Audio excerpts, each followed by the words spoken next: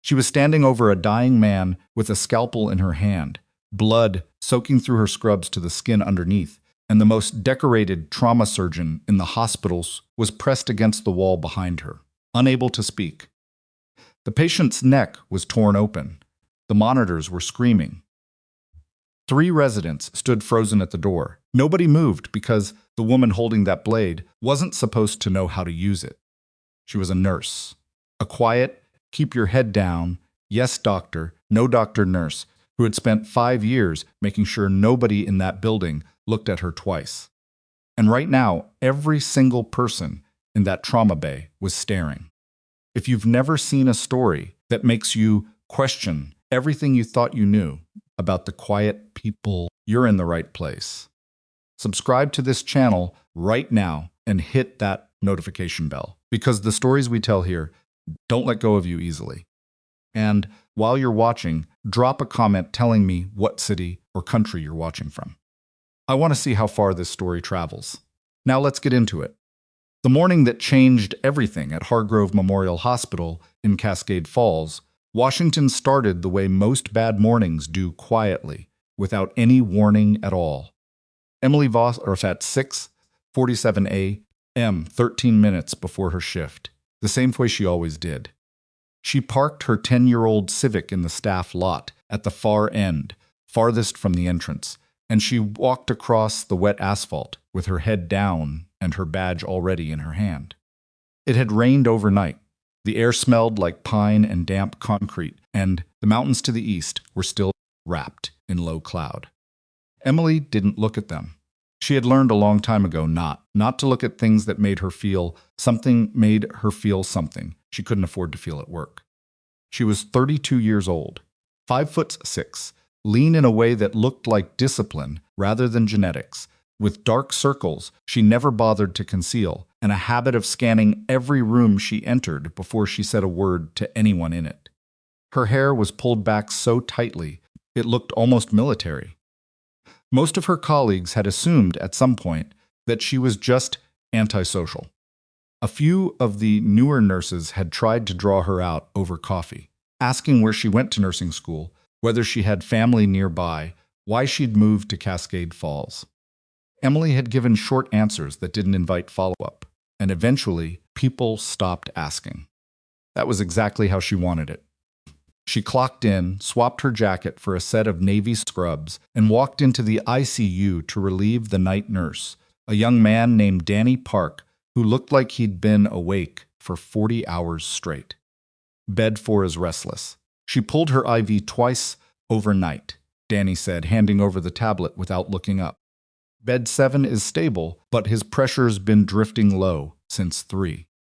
I flagged it for Dr. Reyes, but she hasn't come by yet. I'll handle it, Emily said. And Danny hesitated, which was unusual for him. Hale's on trauma today. Emily didn't react. She took the tablet. Thanks, Danny. She said it the same way she said everything: flat, efficient, no edge. Danny gave her a look that was somewhere between sympathy and relief, and then he was gone. And Emily was alone in the ICU with 6 patients, and the particular kind of silence that only exists in hospitals at the very beginning of a morning shift, before the day starts breaking things. Dr. Jordan Hale arrived at 7:15 a.m. and made his entrance the way he always did, loud enough that you knew he was coming before you could see him. His voice carried down the corridor ahead of him, some comment directed at a first-year resident about the proper to read a post-op chart, and Emily heard it from the nurse's DOP chart and kept her eyes on her screen. Hale was 44, broad-shouldered, handsome, in the way that successful men often were maintained, confident, aware of the space he occupied. He had trained at Johns Hopkins. He had published. He had a photo in the hospital lobby with the board of directors, shaking hands, smiling the kind of smile that meant he knew exactly where he stood in the hierarchy and had no intention of letting anyone forget it. He was also one of the best trauma surgeons in the Pacific Northwest, which was the problem, because it meant that when he was wrong, almost nobody said so. He stopped at the nurse's station without acknowledging Emily directly and picked up a a chart she had updated 20 minutes earlier. He read it for 3 seconds. Who changed the dosage notation on the Merriweather file? I did, Emily said. The previous notation had a decimal error. 0.4, not 4. I flagged it. Hale set the chart down. He looked at her the way he always looked at nurses who spoke without being spoken to, not quite contempt. Contempt, but something adjacent to it. Patient. Slightly amused. And you're Voss. Emily Voss. I've been in this unit for 3 years. Right. He picked the chart back up. In the future, if you have a concern about a notation, you bring it to the attending. You don't just change things. The patient was scheduled for a dose 4 times the intended level. I brought it to the attending on overnight and corrected it. I'm the attending now. Yes, Emily said. And I'm telling you what I did and why. There was a pause. One of the junior nurses near the window had gone very still. Hale looked at Emily for a moment, really looked. The way people look when they're trying to figure out whether someone is a problem or just confused about the order of things. Let me be clear, he said, and his voice had dropped just enough to make it feel private, even though it wasn't. Your job is to administer, monitor, and report, not to diagnose, not to adjust, and not to second-guess physicians. Is that understood? Emily held his gaze. The patient's name is Frances Merriweather. She's 61. She's recovering from a cardiac procedure, and she has documented sensitivity to anticoagulants. The notation was going to cause a serious adverse event. I corrected it. That's the job. Hale smiled the tight, tolerant version. And I'm sure you did your best. He picked up the chart and walked toward the patient bays. Have the bed, 7 blood work, ready when I come back. He didn't wait for an answer. He didn't need one. Emily turned back to her screen. The junior nurse, Priya, 3rd month on the floor, caught her eye and mouthed something that looked like I'm sorry. Emily gave a small shake of her head. Don't be, the gesture said. This isn't new. The next 2 hours were routine, which in an ICU meant relentless. Emily moved between beds, adjusted lines, read monitors with the rapid fluencies of someone who had been doing this long enough that the numbers spoke to her like a language rather than data. She caught a pressure drop in bed 7 before the monitor alarmed, called it in calmly, and had the patient stabilized before the resident arrived. She talked Frances Merriweather through a breathing exercise that brought her heart rate down by 12 beats in 4 minutes. She replaced a failing IV line in bed 2 with a steadiness of hand that made the nursing student observing her blink. At 9:20, Hale returned with 2 residents trailing him and conducted his morning rounds with the theatrical efficiency of a man who enjoyed being watched. He spoke about patients in clinical shorthand without looking at them directly. He asked the residents questions and corrected their answers with the practiced rhythm of someone who had been performing authority for so long that he had forgotten it was a performance. When he reached bed 3, a man named Gerald Okafor, 53, 2 days post-op from a splenectomy, he reviewed the overnight notes and then turned to Emily. His drain output's high. Anything to flag? Yes, Emily said. I noted it at 0740. The output has a slightly different quality than yesterday, less sanguinous, more serous. Could indicate a developing seroma rather than active bleeding, but the volume warrants watching. I'd suggest an ultrasound. Hale looked at the drain, looked at his chart, looked at Emily. A seroma, he repeated, in the tone of someone repeating a punchline. It's possible. He's 2 days out from a splenectomy. Drain output elevation is expected. At this volume, 2 days out, given his age and BMI, the character of the fluids concerned me. Hale closed the chart with a soft snap. I appreciate your enthusiasm, Nurse Voss. I'll make a note of your concern. He didn't write anything. Residents, let's move on. Emily watched him go.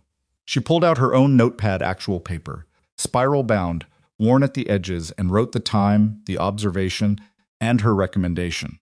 She dated it and initialed it. She had learned a long time ago to document everything.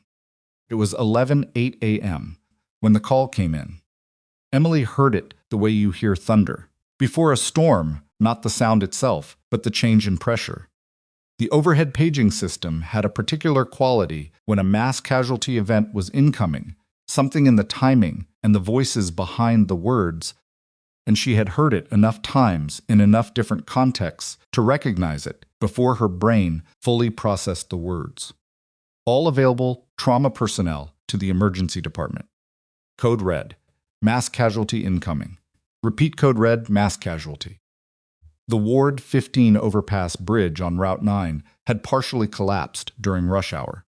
Early estimates were 40-plus vehicles involved. The ER was already receiving the first wave. Emily stripped her ICU gloves, handed off to the incoming relief nurse, who had arrived at a run, and moved. She had never been asked to respond to a mass casualty at Hargrove before. The protocol pulled ICU nurses to triage, support only crowd management, family liaison, overflow beds. She knew that. She moved toward the ER anyway, and she kept her pace measured, because running in a hospital created panic, and she was not going to create panic. The ER was already a controlled demolition. Gurneys were coming through the ambulance bay doors in a staggered procession, each one attended by paramedics who were talking fast and moving faster, their voices layered on top of each other in the way that emergency voices do, urgent but not chaotic. Professional people communicating under pressure in the specific shorthand of people who do this for a living. The waiting room had been cleared. The trauma bays were filling. The overhead fluorescence felt too bright. Emily assessed in 3 seconds flat 4 critical, at least 6 serious, 12-plus walking wounded still arriving. 2 physicians currently active. 3 nurses deployed. Not enough. She found the charge nurse, a woman named Sandra Cho, who had been running ER triage for 9 years and had the exact kind of calm that came from having seen the worst things people could do to each other with vehicles and concrete. "What do you need?" Emily said. Sandra looked at her, registered the ICU badge, and didn't waste time on protocol. Bay 3 is about to go critical. Airway compromise, possible internal. The attending is tied up in Bay 1. I'm on it. Bay 3 held a man who looked like he had been inside a car that had been folded in half, which was probably exactly what had happened to him. He was conscious, which in this case was not a good sign. Conscious meant he could feel what was happening. And what was happening was that his body was doing its best to stop being alive. His name, according to the tag the paramedic had tied to his wrist, was R. Tanner. He was somewhere in his 40s. He was making a sound with every breath that Emily had last heard, in a place she did not think about. She was at the bedside before she finished the thought. Airway was partially obstructed, swelling, possibly blood, possibly both. Oxygen sat was dropping. She checked his neck, his chest, ran her hands along his rib cage with rapid precision. Bilateral breath sounds, unequal. She checked his pupils. She asked him if he could hear her, and he managed to move his fingers. "I've got you," she said. And her voice had changed, not softer, not harder, but different in a way that had nothing to do with the hospital. "I need you to stay as still as you can. Can you do that for me?" His fingers moved again. The monitor alarmed. SAT was at 81 and falling. Emily turned to the nurse who had come in behind her, a young woman she didn't recognize, travel nurse, probably brought in for surge. "Get me a 10-blade, a curved hemostat, a tracheostomy tube, size 7, and suction. Now. And I need oxygen running. You need an attending to authorize. The attending is in Bay 1. The patient's oxygen saturation is 81% and falling. Get me the equipment." Something in Emily's voice, not volume, not aggression, just a quality of absolute certainty, moved the nurse toward the supply cabinet without further argument. Emily leaned over the patient. "R. Tanner, I'm going to take care of your airway. You're going to be okay." She didn't know if that last part was true. She said it anyway, because she had learned that what people need in the worst moment of their lives is someone who sounds like they know what comes next. The equipment arrived. Emily snapped on gloves. And that was the moment, Jordan Hale walked into Bay 3. He had come from Bay 1, where he had just done something genuinely brilliant with a chest tube, and he was still in that elevated state of a surgeon who has done what surgeons do, moving on autopilot toward the next crisis. He registered the scene in Bay 3, the nurse he had corrected that morning, standing at the bedside of a critical patient, surgical instruments laid out, the travel nurse looking between them with wide eyes, and he stopped. "What is this?" "Airway emergency," Emily said without looking up. "SAT is 79. I'm preparing a surgical airway." "You are a nurse. The patient is losing his airway." "Step back." Hale moved forward, and his voice had taken on that authority, the real one, the one backed by 30 feet of framed credentials and 15 years of institutional weight. "Step away from the patient. Voss. Dr. Hale." Emily's hands were still. Her voice was still. "His SAT is at 79 and dropping. I have a clear view of the anatomy. If we don't open this airway in the next 60 to 90 seconds, we lose him. You can take over from me right now, or you can stand there and tell me to step back. Either way, I'm going to need you to make a decision." Hale looked at the patient. The monitor screamed, "SAT 77. Hale looked at his own hands. He looked at the patient's neck, the swelling, the abnormal contour, the subtle signs that Emily had been reading for the last 4 minutes. He did not move. Later, he would not be able to explain exactly why. He would say it was the speed of the situation, the unexpected nature of it. He would say a lot of things. But in the moment, standing in Bay 3 with the monitors screaming and a man dying, Jordan Hale, who had trained at Johns Hopkins, who had published, who had a photo in the lobby, did not move. Emily made a decision. I need everyone to hold still. She worked with the precision of someone who was not thinking about what she was doing, because she had done it enough times that thinking was no longer required. The incision was controlled, deliberate, exactly where it needed to be. The tube went in.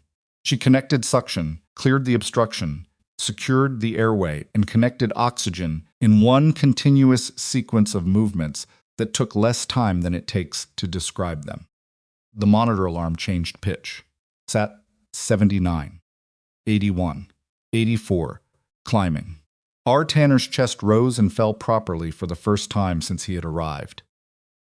The travel nurse had both hands over her mouth. Someone in the doorway, another nurse, a resident, she didn't know, had gone completely silent.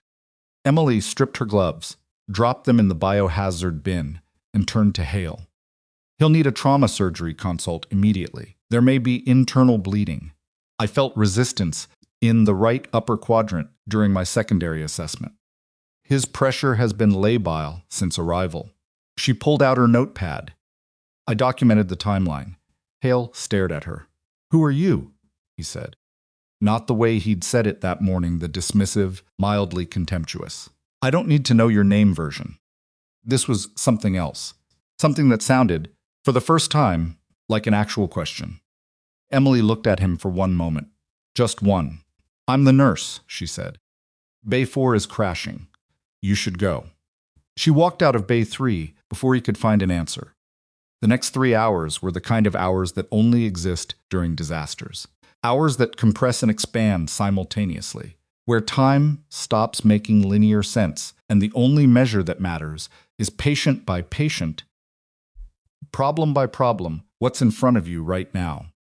Emily moved through the ER with a systematic efficiency that had nothing to do with the protocols posted on the walls. She triaged a woman with a concealed pneumothorax that the first wave assessment had missed. She identified a man with a closed femur fracture who was losing blood volume faster than anyone had calculated, and she called it before his pressure crashed, loudly enough that the resident 3 beds away heard her and moved. She directed a nursing student who was paralyzed by the chaos, stood the young woman in front of a patient, told her exactly what to watch and what to say when it changed, and moved on knowing the student would hold. She did all of this without being asked. She did all of this without any title that authorized her to do any of it. The ER charge nurse Sandra Cho watched her for an hour and a half and then stopped watching because there were 100 other things to watch, and Emily Voss was not one of the things you needed to worry about. Hale watched her too, when he could, between surgeries that kept pulling him out of the ER and back into the OR, where he was genuinely needed. He watched her the way you watch something you can't quite categorize, not with admiration yet, and not with the clean contempt he'd had that morning, but with a kind of unsettled attention, like a man who has been given a puzzle that turns out to be significantly more complicated than the picture on the box. At 1:47 p.m., Emily was in Bay 7 with a construction worker whose name was Marcus Webb, early 50s, a big man who had been directly beneath a section of collapsed roadway when it came down. He had been pulled out by 2 of his coworkers who had refused to leave him and had probably saved his life in the process. Marcus had a jagged section of rebar embedded in the left side of his neck, not through the carotid. The paramedics had confirmed, but close enough to it that the margin was the kind of number that made experienced people very quiet. He was awake. He shouldn't have been, but he was. The shock was keeping him together in the particular way that shock sometimes does, the body's last act of generosity, before it decided it'd given enough. "You married?" Emily asked him, because she had learned that talking helped, and she had learned that specific questions were better than open-ended ones. 26 years, Marcus said. His voice was barely there, but it was there. "What's her name?" "Diane." "Diane's going to be very annoyed at you for this," Emily said. She was checking the position of the fragment with her fingertips, not moving it, just mapping where it sat, what it was near, what the surrounding tissue was doing. In a good way. Something that might have been a laugh moved through Marcus Webb, too small to actually be one. The fragment was stable. The airway was intact, but under pressure from surrounding swelling. The carotid was too close for what Emily was about to say, but not close enough to change the calculation. She found the ER attending, a quiet, capable woman named Dr. Reyes, who had been running on pure adrenaline for 3 hours and still had her clinical judgment intact. "Bay 7, Emily said. "The neck fragment is stable, but the surrounding edema is progressing. If the swelling tracks another 2 toward the midline, the airway is going to compromise before the surgical team can get there. He needs to be in the OR queue now, not when someone has time to look." Dr. Reyes listened. Then she looked at Emily, the way several people had been looking at her all morning, trying to map what they were seeing onto what they knew about who this person was. "How long have you been in trauma?" Reyes asked. Emily paused for exactly 1 second. "I know how to read a neck wound. He needs to be in the queue." Reyes put Marcus Webb at the top of the next available surgical slot. It was the right call. 3 surgical residents would confirm it later. At 3:15 p.m., Emily was at the nurse's station, writing her documentation thorough, precise, time-stamped, when she felt something shift in the room behind her. Not a sound, not a movement, just a change in the quality of the air, the way you sometimes feel a drop in pressure before weather. She turned. 3 men had come through the ER's main entrance, and they had come in the way that some people move through public spaces, not fast, not slow, not asking permission of any space they occupied. Professionally, they were in civilian clothes, but the clothes fit wrong in the way that clothes fit wrong on men who have spent years wearing something very different. All 3 were in their late 30s to mid-40s. The one in front was an inch over 6 feet, with a jaw like a structural component and eyes that were currently doing what Emily recognized as a room-clearing assessment. Systematic, fast, professional. They were not here about the bridge collapse. The lead man's gaze moved across the ER in a controlled sweep, and then it stopped. It stopped on Emily. He crossed the room without hesitating, and his 2 companions stayed at the door. He stopped 4 feet away from her, which was exactly the distance a trained person maintains when approaching someone they don't know the current status of. Emily hadn't moved. She had her pen in her hand and her notepad on the desk, and she was standing very still in in the way that she stood still when she was deciding something. "It took us 6 hours to find you," he said. "You're a hard person to track." His voice was level, unhurried, and it carried a quality that Emily had heard before in exactly one context. "You shouldn't have looked," she said. The man's expression didn't change. He had a small scar along his left jawline, the kind that came from something that had happened fast and close. His name, Emily knew before he said it. She had known the moment she registered, the way he walked. "Corpsman Voss," he said. The two words landed in the ER nurse's station, like something physical. Emily set her pen down very carefully. "My name is Emily. Just Emily." She kept her voice low, which was not the same as keeping it soft. "This is my workplace. I know what it is. I've been watching you work for the last 40 minutes. Then you know I'm busy. I know what I saw." He didn't move, didn't push, just stood there with the specific patience of a man who had waited in worse places than a hospital for longer than this. "Command has been trying to reach you for 3 weeks. I don't check that number. I know that too." He paused. "One of the men from Bay 7, Marcus Webb. He worked with us. Civilian contract. But we take care of our people." Something moved across Emily's face, too fast to name. She looked toward Bay 7, which was now empty, Marcus Webb having been moved to pre-op 20 minutes earlier. "He's going to make it," she said. "If the surgical team is competent, which I have no reason to believe they're not. Because of you. Because of the team that's been here all day." The man in front of her, she knew his name. She wasn't going to say. It tilted his head slightly. "You've spent 5 years being someone else," he said, and there was no judgment in it. "I'm not here to blow that up. I just needed to see that you were okay." Emily looked at him. She thought about 5 years of parking in the far corner of the lot. 5 years of short answers and kept down heads and deliberate invisibility. 5 years of being the nurse that the Jordan Hales of the world could talk down to, because she had decided that was the safest version of herself to be. She thought about Bay 3. 79% sat.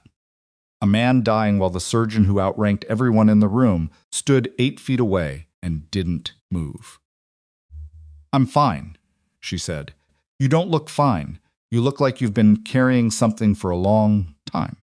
"That's not your concern." "No," he agreed. "It's not." He reached into his jacket pocket and its Instacart on the desk beside her notepad. Not a business card, something smaller, thicker, the color of old brass. "In case you want to talk. Not command. Just in case." He stepped back, looked at her one more time, that same assessment, and then something in his expression changed by about a millimeter in a way that, if you knew how to read it, meant "I see you." "Good work today," he said. "Corpsman." He turned and walked back to the entrance. His 2 companions fell in on either side of him without a word, and all 3 of them passed through the doors and were gone. Emily stood at the nurse's station for 6 seconds without moving. Then she picked up her pen and went back to her documentation.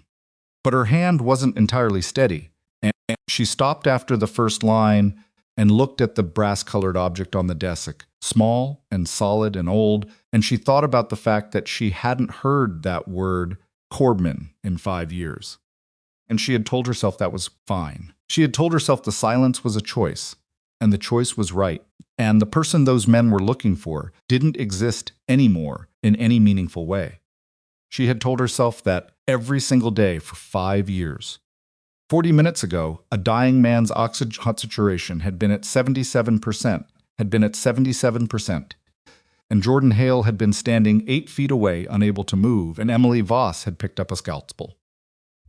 She put her pen down again. She stared at her notes, at the timestamps, at the careful, thorough documentation of everything she had done that day, in a language designed to be unimpeachable: time, observation, action, outcome, the kind of paper trail that someone builds when they have learned that in institutions, what matters is not what you did, but what you can prove. From somewhere in the corridor outside, she heard Hale's voice, that carrying, authoritative voice, telling a resident, something about post-op protocol. Emily picked up the card. She held it for a moment, set it down, picked it up again. On one side, in plain print, was a phone number. No name, no unit, nothing that could identify anything to anyone who didn't already know. On the other side was a set of initials she recognized. She closed her hand around it. Down the corridor, the last of the mass casualty patients was being transferred to the ICU or the OR or the floor, and the ER was beginning to exhale, not recover. Not yet. But that first breath after crisis, when the immediate war is over, and the longer, quieter work begins. She could hear it in the voices around her, something releasing, something that had been held for hours finally going slack. Hale would write his reports. The hospital administration would review the day. Someone would account for every action taken in those trauma bays, and some of those actions would be hers, and she was going to have to explain them in language that a medical board understood. Emily had known that since Bay 3. What she hadn't known, what she was only now beginning to understand. Standing at the nurse's station, with a brass-colored card in her fist and 5 years of careful silence cracking, somewhere in the wall she'd built around herself, was that explaining those actions was going to require her to say things out loud that she had not said to anyone in this building. Things that were going to change what every person in Hargrove Memorial Hospital thought they knew about the quiet nurse who parked in the far corner of the lot and kept her head down and never caused trouble. Things that could not be unsaid once they were in the room. Her phone buzzed. A text from Sandra Cho. Administration wants to debrief. Conference room B, 30 minutes. You need to be there. Emily looked at the message. Then she looked at the card. Then she looked down the corridor, in the direction that the three men had gone, long since vanished through the doors into the wet afternoon. She put the card in her pocket. She picked up her notepad, and she walked toward conference room B with the same measured, unhurried stride she used for everything not slow, not fast, just deliberate. The stride of someone who had made a decision about what comes next, even if that decision came with a cost she hadn't finished calculating yet. Conference room B smelled like old coffee and carpet cleaner, and the fluorescent light above the far end of the table had been flickering for so long that nobody on staff noticed it anymore. Emily noticed it. She sat down in the chair, closest to the door, not the head of the table, not a corner, the door-adjacent seat that gave her a clear line of sight to both exits and every person in the room, and she set her notepad on the table and waited. There were 6 people already present when she arrived. Sandra Cho from ER Triage, who gave Emily a quick nod that meant nothing and everything simultaneously. 2 people from hospital administration she recognized by face, but not name a man in his 50s with reading glasses pushed up on his forehead, and a woman in her 40s with a specific posture of someone who dealt with liability for a living. A resident named Dr. Philip Osei, who had been in Bay 3 for approximately 40 seconds before backing out, and who was now studying the table in front of him with profound attention. The chief nursing officer, Margaret Tolland, who had been at Hargrove for 20 years and had the kind of institutional authority that didn't need a title because it was built into the way she occupied a chair. And Jordan Hale, who was at the far end of the table and was looking at Emily the way he had been looking at her since Bay 3 that unsettled, recalibrating, look that sat strangely on a face that was accustomed to being the one doing the calibrating. The administration woman opened a folder. Thank you all for coming. I know it's been an extraordinary day. Her name, Emily would learn, was Vivian Park, and she was the hospital's director of risk management, which meant that her primary concern right now was not what had happened, but what had happened on paper. We're going to go through the events of the last several hours in the ER, specifically the mass casualty response, and we're going to make sure we have a clear, accurate, and complete record of every significant clinical decision made during that period. She looked at Emily when she said significant clinical decision. Emily looked back. I'll start, Hale said. which surprised everyone in the room, including, Emily thought, Hale himself. He leaned forward. Both forearms on the table, and he spoke with the careful, deliberate precision of a man who was choosing every word because he understood that the words he chose right now were going to exist in a document that would be reviewed. During the mass casualty event today, the ER was operating beyond capacity within the first 30 minutes of patient intake. The staffing to patient ratio was not adequate. We were making triage decisions under conditions that I would characterize as genuinely extreme. He paused, looked at the table for a moment. At approximately 11:50 a.m., I was engaged in a critical intervention in Bay 1. Bay 3 had a patient with a compromising airways situation that required immediate action. Nurse Voss was on site and assessed the situation. He stopped there. Vivian Park's pen was moving, and the intervention in Bay 3, the surgical airway that was performed under your delegation? The room held its breath without appearing to. Hale looked at Emily. Emily looked at Hale. Yes, he said. Under my delegation, given the emergency circumstances and the unavailability of other surgical staff. Margaret Tolan made a note on her own pad. Sandra Cho's expression did not change at all, which meant she was working to keep it that way. Emily said nothing. Nurse Voss. Vivian Park turned to her directly. Walk us through your clinical decisions during the event, beginning with your arrival in the ER. Emily opened her notepad. She walked them through it. Not narratively, not the version, with the weight and the fear, and Hale frozen against the wall, but clinically. Time-stamped. Observation, action, rationale, outcome. She spoke the way she documented, precise, efficient, without editorializing. She referenced the patients by their case numbers and by the assessments she had made in real time, and she referenced the physician she had communicated with at each stage, and she referenced the outcomes as they currently stood. It took 11 minutes. When she finished, the room was quiet for a moment. That's comprehensive documentation. The man with the reading glasses said. His name turned out to be Robert Adler, Associate Director of Operations, and he was looking at her notepad with the expression of a man who had expected to spend this meeting managing a problem and was now recalibrating what kind of problem he was actually managing. I document everything, Emily said. Habit. How long have you been in critical care nursing? 5 years at this facility. Before that, various settings. She felt Hale's gaze on the side of her face. When she said various settings, she didn't look at him. The patient in Bay 7, Margaret Tolan said. Marcus Webb. He's been moved to surgical. The OR team has noted that the staging recommendation that moved him to priority queue likely prevented a cascade event. She looked at Emily over the top of her reading glasses. That recommendation came from you. I communicated it to Dr. Reyes, who made the call. Yes, she said as much. Toland wrote something. She also said, and I'm quoting directly, that in 22 years of emergency medicine, she has encountered perhaps 4 or 5 nurses with the clinical assessment capacity she observed in you today. She asked if you'd ever considered a trauma certification pathway. Emily said nothing. Is there anything in your background that would be relevant to what we observed today? Vivian Park asked.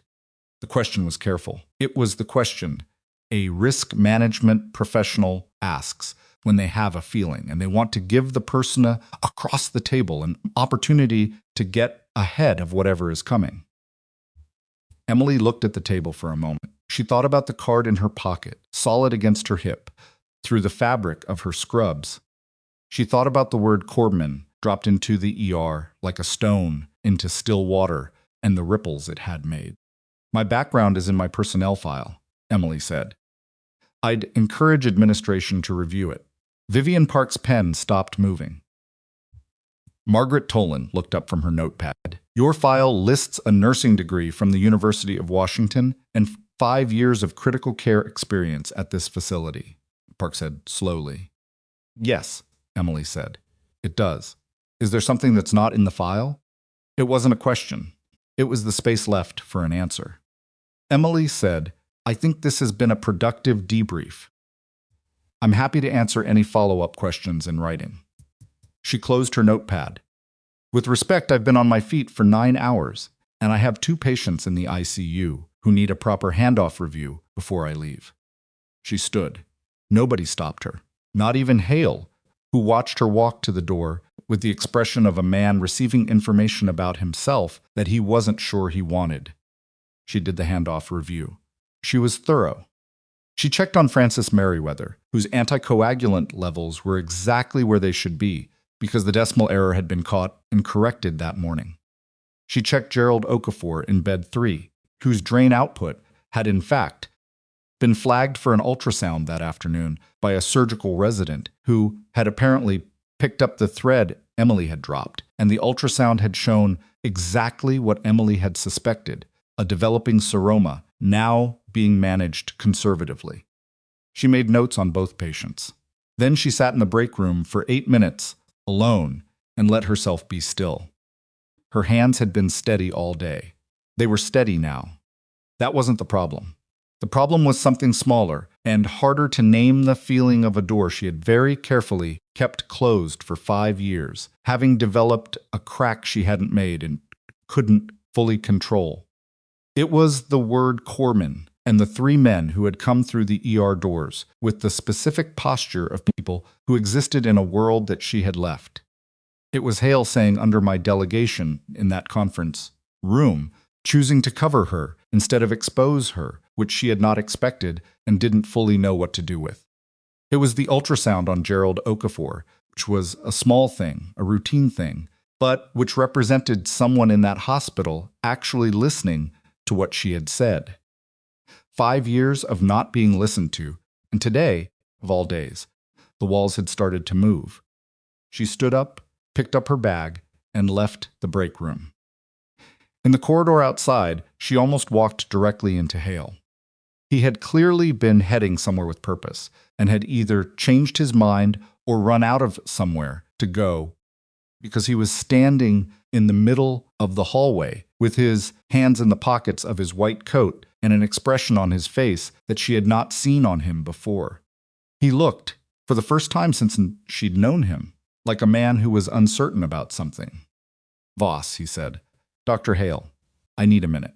I was about to leave." 1 minute. He said it without the authority he usually put into requests, which was strange enough that Emily stopped. She waited. He looked at the corridor wall to his left, then back at her. The confident, slightly theatrical manner he wore like a second coat was absent in a way that made him look about 10 years younger and considerably less certain about his place in things. "What you did in Bay 3, he said, "and in 7. And I've been talking to the residents who were in the ER today." He stopped. Started again. "Reyes told me about a pneumothorax you caught that the first wave team missed, and the femur fracture, and the..." He exhaled. "I want to ask you something, and I want you to answer me honestly." "I'm always honest," Emily said. "Are you?" He looked at her with a very different kind of attention than he'd used all morning. "Who were those men who came into the ER this afternoon? The ones you talked to at the nurses' station?" Emily's expression didn't shift. "They were here about one of the patients," she said. "That's not an answer. It's the answer I have." Hale was quiet for a moment. Then, in Bay 3, when the sat was dropping, "I didn't move. I need you to understand that I know that." He said it with some difficulty, like the words were weight-bearing and the structure wasn't sure it could hold. I froze. "I've been trying to figure out for the last 3 hours how that happened, because it has never..." He stopped. "It has never happened before." Emily looked at him. She thought about saying something simple and dismissive and walking past him, which was what she might have done 6 hours ago. The version of her that parked in the far corner and kept her head down and let things like this morning go undisputed. "It happens," she said instead, "in acute situations. Even to experienced surgeons. The brain locks when the scenario doesn't match the template." She paused. "It's not an excuse, but it's a fact. You didn't lock." "No. Why not?" She looked at him for a long moment, and the card in her pocket seemed to press slightly harder against her hip, as if it had weight that shifted under attention. "Different template," she said. She walked past him.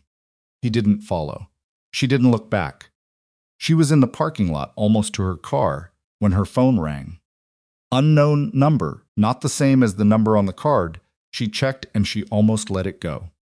She answered on the fourth ring. "Emily Voss?" A woman's voice, sharp, institutional.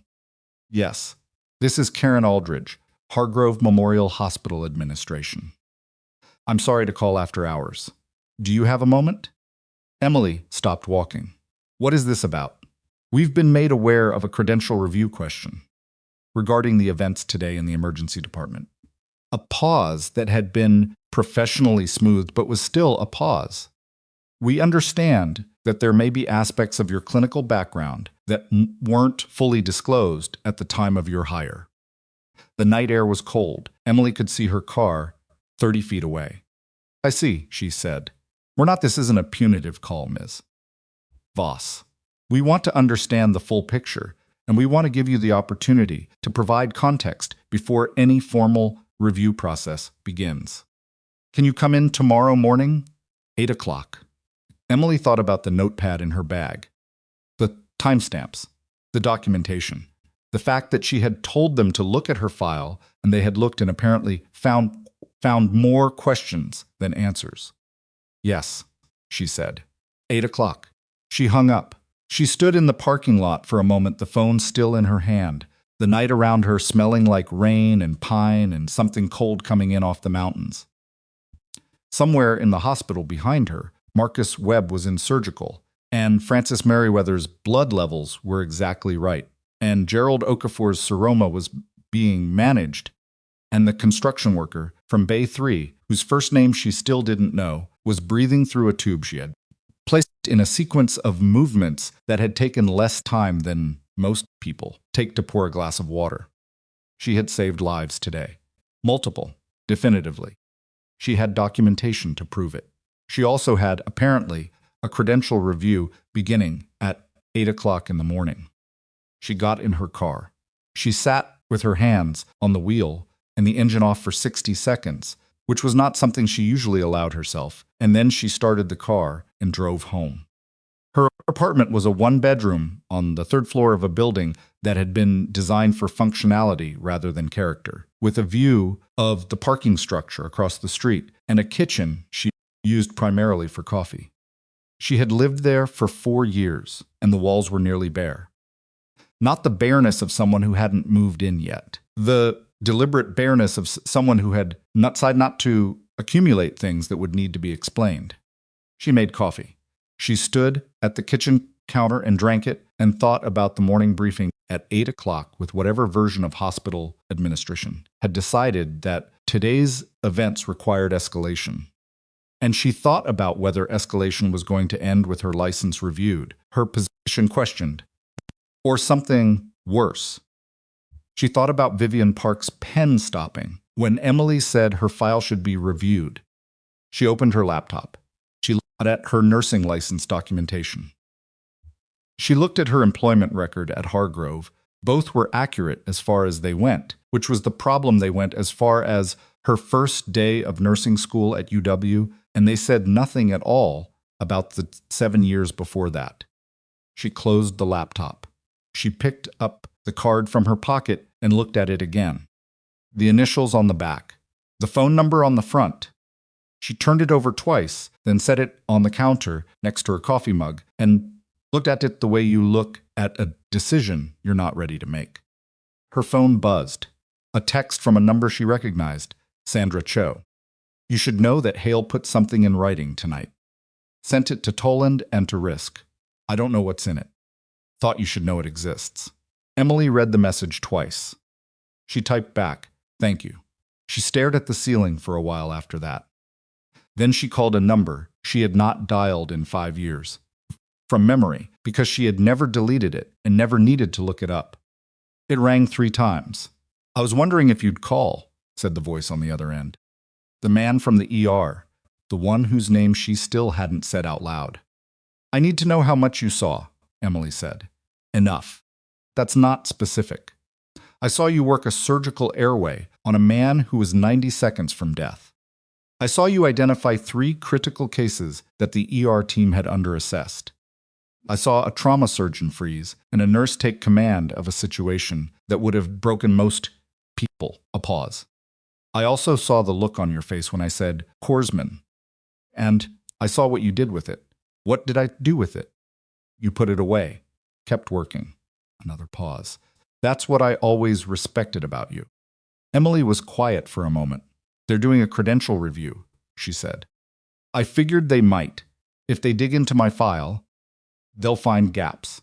His voice was level, unhurried. They'll find a nursing degree and 5 years at Hargrove and nothing before that, which is going to raise questions. Yes. Do you want help with that? Emily looked at the card on the counter. I don't know what I want. I wanted to be left alone for 5 years, and that apparently has a shelf life. You saved 6 people today, Emily. Maybe more, depending on how the surgical outcomes go over the next 48 hours. You saved them using skills that didn't come from UW nursing school, and everyone in that ER knows it. I know. At some point, the thing you've been hiding becomes less dangerous than the thing they're imagining. She hadn't thought about it that way. She sat with it for a moment. What's Hale's letter going to say? She asked. I don't know, Hale. Make an educated guess. A longer pause. Depends on the man.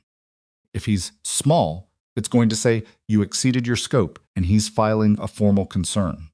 If he's hesitation, something else, it's going to say something more complicated. Emily thought about Hale in the corridor, hands in his pockets, saying, I froze with the difficulty of a man lifting something he wasn't sure he could hold. Something else, she said, mostly to herself. I'm going to be in Cascade Falls for 2 more days, the man said. Webb's family is here. I'll be at the hospital tomorrow. If the debrief at 8 o'clock goes badly, I can be there. I don't need you to be there. I know that. He wasn't arguing. But I can be. She ended the call. She didn't sleep much.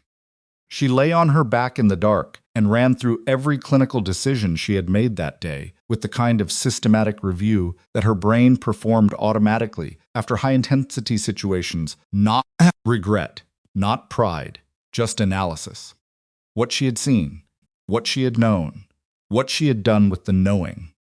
At 4:17 a.m., she gave up on sleep and made more coffee and read through her nursing license, terms and conditions, and the hospital's scope of practice policies until she could have recited them from memory. She arrived at the hospital at 7:40 the next morning. Margaret Tolland was in the lobby when Emily came through the doors, which was not where the chief nursing officer usually stood at 7:40 in the morning. Walk with me, Tolland said. They walked. Tolland had a coffee in her hand, and the expression of someone who had also not slept particularly well, and she moved through the hospital corridors with the comfortable authority of a woman who had been the most senior nurse in this building for a decade and a half. I've read Hale's letter, Tolland said, without preamble. And it's not what I expected. Tolland looked ahead as she walked. He's written a detailed account of the mass casualty event. He describes your interventions specifically. He describes his delegation clearly and without ambiguity, and he includes his own clinical assessment that your decision-making throughout the event was, and I'm quoting directly, consistent with the highest level of trauma-competent emergency care he has observed in his 14 years of practice. A pause. He also notes that he believes there is background in your professional history that would, if disclosed, fully explain the competencies he observed. And he recommends that the hospital review your file with the goal of creating an appropriate position rather than a disciplinary one. Emily didn't stop walking. She let the words settle like sediment, slow and gradual and heavy. He wrote that. He did. Tolland glanced at her sideways. Jordan Hale has not, in my experience, written anything like that letter about anyone in 20 years. Whatever he saw in that emergency room yesterday changed something in his assessment. Of you and possibly of himself. She paused. I don't know what's in your history, Emily. I'm not going to pretend I don't have questions. But I want you to know that what's waiting for you in that 8 o'clock meeting is not what you might be expecting. Vivian Park is there, yes. But so is the chief of staff, and Reyes. And they've all read Hale's letter. They had stopped outside conference room B again. Emily looked at the door. Is Hale going to be in there? She asked. No. He specifically asked not to be. Emily absorbed that. Okay, she said. She put her hand on the conference room door. Voss. Tolan's voice stopped her. Whatever you tell them in there, whatever the full pictures looks like you kept a man alive in Bay 3 who was 60 seconds from dying. In my 20 years, I have seen a handful of nurses who could do that. I want you to walk in there knowing that I know what you did, and I know it matters. Emily looked at her, said nothing for a moment. Thank you, she said. It came out quiet and without performance, the way things come out when they're actually true. She opened the door. The room was full. Chief of Staff, Doctor. Leonard Marsh, 60 years old, who had the particular gravitas of someone who had been managing institutional crises long enough to understand that the institution was only as good as the people inside it. Vivian Park, who looked like she had reviewed her notes extensively and was prepared to be surprised. Dr. Reyes, who gave Emily a look that was professionally neutral, but contained something behind it that wasn't. A man from HR, whose name Emily didn't know yet, and who had a folder in front of him that was thick enough to matter. And at the far end of the table, in civilian clothes, and the careful posture of a man who had been in enough rooms like this to know how to sit in one, the man from the ER. The one who had said Corbin Voss and dropped 5 years of carefully constructed, quiet, in 17 letters. Emily stopped inside the doorway. He looked at her with that same flat, steady gaze and said nothing. She looked at him. Then she looked at the room. At Leonard Marsh, who was watching her with the studied calm of someone waiting to understand what he was looking at. She pulled out the chair closest to the door, sat down, set her notepad on the table, and put the brass-colored card flat beside it where anyone who wanted to could see it. My name is Emily Voss, she said. I've been a nurse at this hospital for 5 years. She paused. Before that, I served for 7 years as a United States Navy Hospital Corpsman, the last 4 of which were embedded with a special operations unit operating in active combat environments. I performed emergency surgical procedures, trauma management, and advanced life support under field conditions with minimal equipment on multiple deployments. I left the active service 5 years ago, and I have not disclosed that background to this institution. Another pause, shorter. I'd like to explain why, and then I'd like to tell you what I think should happen next. The room was absolutely silent. Dr. Marsh leaned forward very slightly. The man at the far end of the table held completely still, the way trained people hold still when something important is happening and they don't want to disrupt it. And Vivian Park's pen, for the first time in this meeting, began to move. Emily had spent 5 years making sure nobody in this room looked at her twice. She opened her notepad to the first page, and she began. She talked for 41 minutes without stopping. Not because she had rehearsed it, she hadn't, not exactly, though pieces of it had lived in her chest for 5 years in the compressed, pressurized way that things live when you don't let them out. She talked because the room was quiet and the people in it were listening in the specific way that people listen when they understand that what they're hearing matters, and because she had made a decision the moment she set that card on the table, and she was not the kind of person who made a decision and then second-guessed it mid-execution. She told them about enlisting at 19, which had surprised her own family almost as much as it had surprised her in retrospect, though at the time it had felt like the most logical thing she'd ever done. A girl who'd grown up in a small town outside Spokane, who was good at biology and better at staying calm when things went wrong, who had looked at the options available to her and chosen the one that felt like it had weight. She told them about the hospital corps training at Fort Sam and the 2 deployments to conventional units that had been difficult and educational and had taught her more about human bodies and their catastrophic failures than any nursing program in the country. And then the assignment that had changed everything. She didn't name the unit. She said Special Operations Support and left the specifics in the space where specifics were not hers to share. The man at the end of the table did not move or speak during this part, and nobody in the room looked at him, which was its own kind of acknowledgement. She described what that work actually looked like. Not the version from recruitment materials or television dramas, the real version, which was long hours of boredom, punctuated by intervals of violence so compressed and total that your nervous system spent the first several experiences trying to reject what was happening, because the information didn't fit any category it had been given.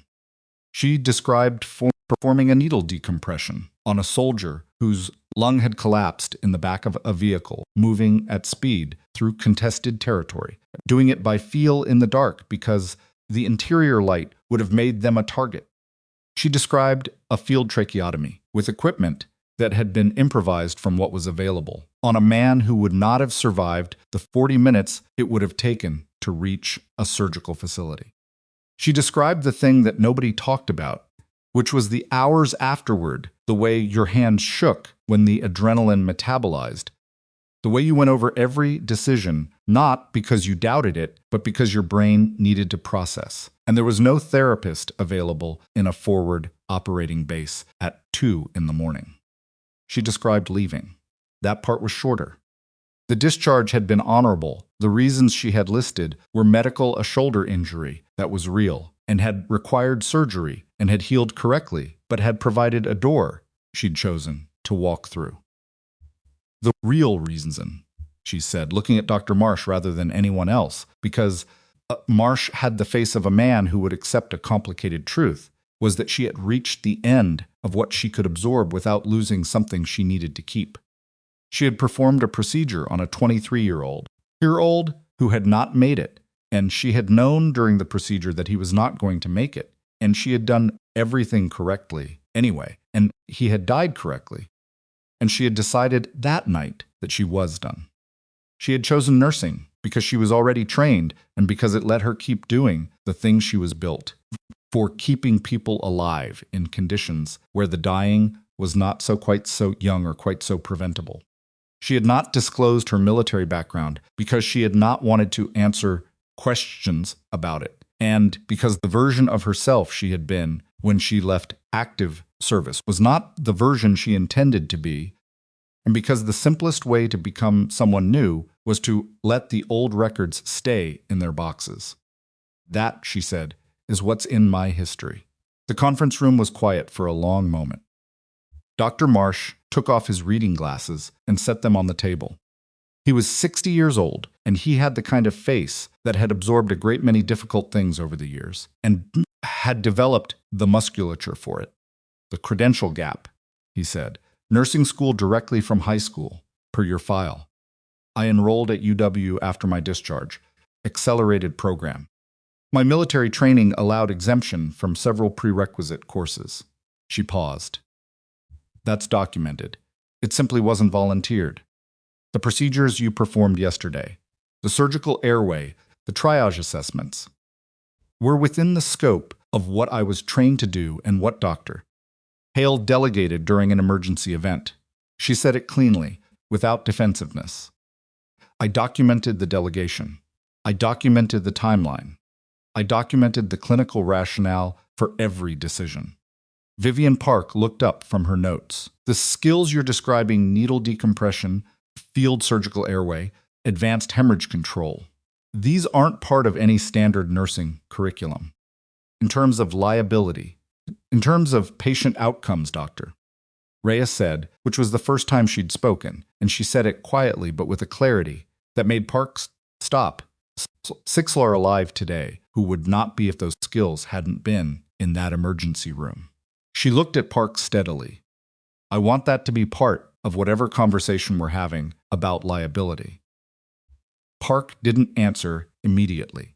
The man at the end of the table shifted slightly. Marsh looked at him. You have something to add? Marsh said. He spoke for the first time since Emily had entered the room. His voice was the same as it had been in the ER level, unhurried, occupying no more space than it needed to. Corpsman Voss served on 3 deployments over 4 years in direct support of special operations personnel. Her case management under combat conditions was reviewed by the unit medical officer after each deployment and rated exemplary without exception. She performed advanced trauma interventions on 41 personnel across her service period. 39 of those individuals survived injuries that had a statistical survival probability of less than 40%. He paused. The 40th was not the result of any error on her part. Another pause, this one different. She knows that. She has always known that. Emily looked at the table. What she did in your emergency room yesterday, he continued, was the median version of what she did for 4 years in conditions where the wrong call didn't result in a credential review, it resulted in a body bag.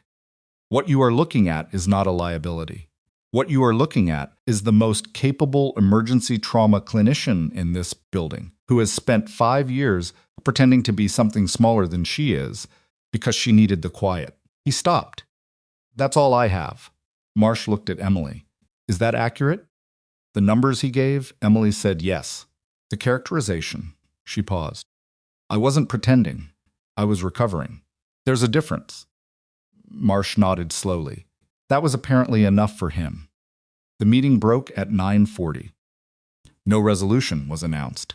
Marsh said they would need time to review her service records, which the man at the end of the table indicated could be made available through proper channels within 24 hours, and that a formal decision on her position and any credential adjustments would be communicated within 72 hours. Emily was told she was not suspended, not under formal investigation, and that she should continue her shift pending review, which meant she was back on the ICU floor by 10:15, doing her job. This was the thing about hospitals that nobody outside of them fully understood. They did not stop. Not for disasters, not for crises, not for complicated administrative situations involving nurses whose histories turned out to be significantly more than their files suggested.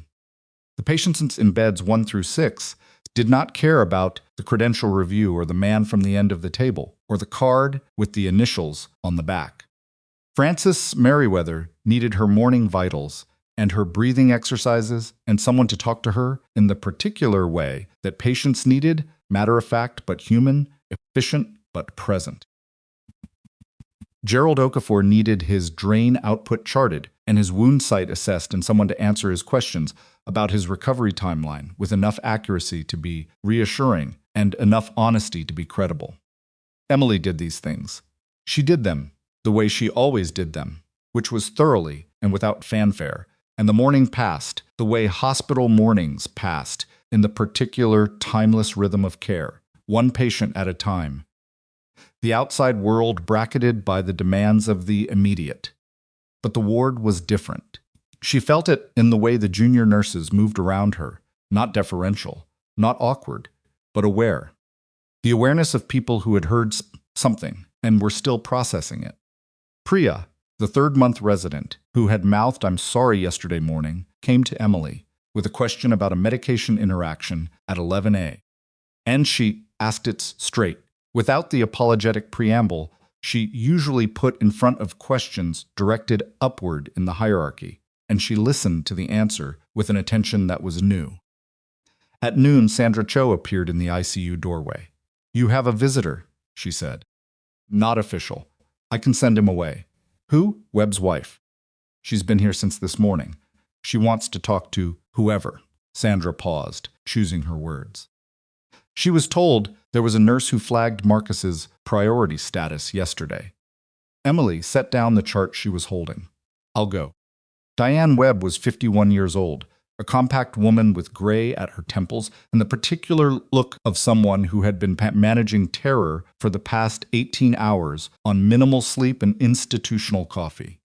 She was in the family consultation room off the surgical floor, a small room with chairs, that were designed to be in a femme in a box of tissues on the side table that was always present and always half empty. She stood up when Emily came in, which wasn't what Emily expected. "You're the nurse," Diane said. It wasn't a question. "Emily Voss, ICU. They told me Marcus went in at—" Diane stopped. Her jaw tightened in the way that happens when the voice is about to betray the person using it, and she brought it back under control. "They said if he'd gone in 30 minutes later, he would have been in more difficulty." "Yes," Emily said. She sat down, which was a choice. She found people relax slightly when you weren't standing over them. "He's stable now. The OR team did a good job. I know. They keep telling me." Diane sat down too and folded her hands on her knee in a way that looked like practice. I needed to say thank you to someone real. The doctors talk to me in this language that I understand individually, but not together. Do you know what I mean? I know exactly what you mean. Is he going to be okay? Actually okay? Emily thought about the gap between what was true and what was comforting, and the way those two things were, in the best moments, the same thing. His injury was serious. The fragment was close to structures that couldn't be repaired if they'd been damaged. They weren't damaged. His surgical team closed everything correctly. He's going to have a recovery. It'll be weeks, not days, and it won't be comfortable. But yes, he's going to be okay.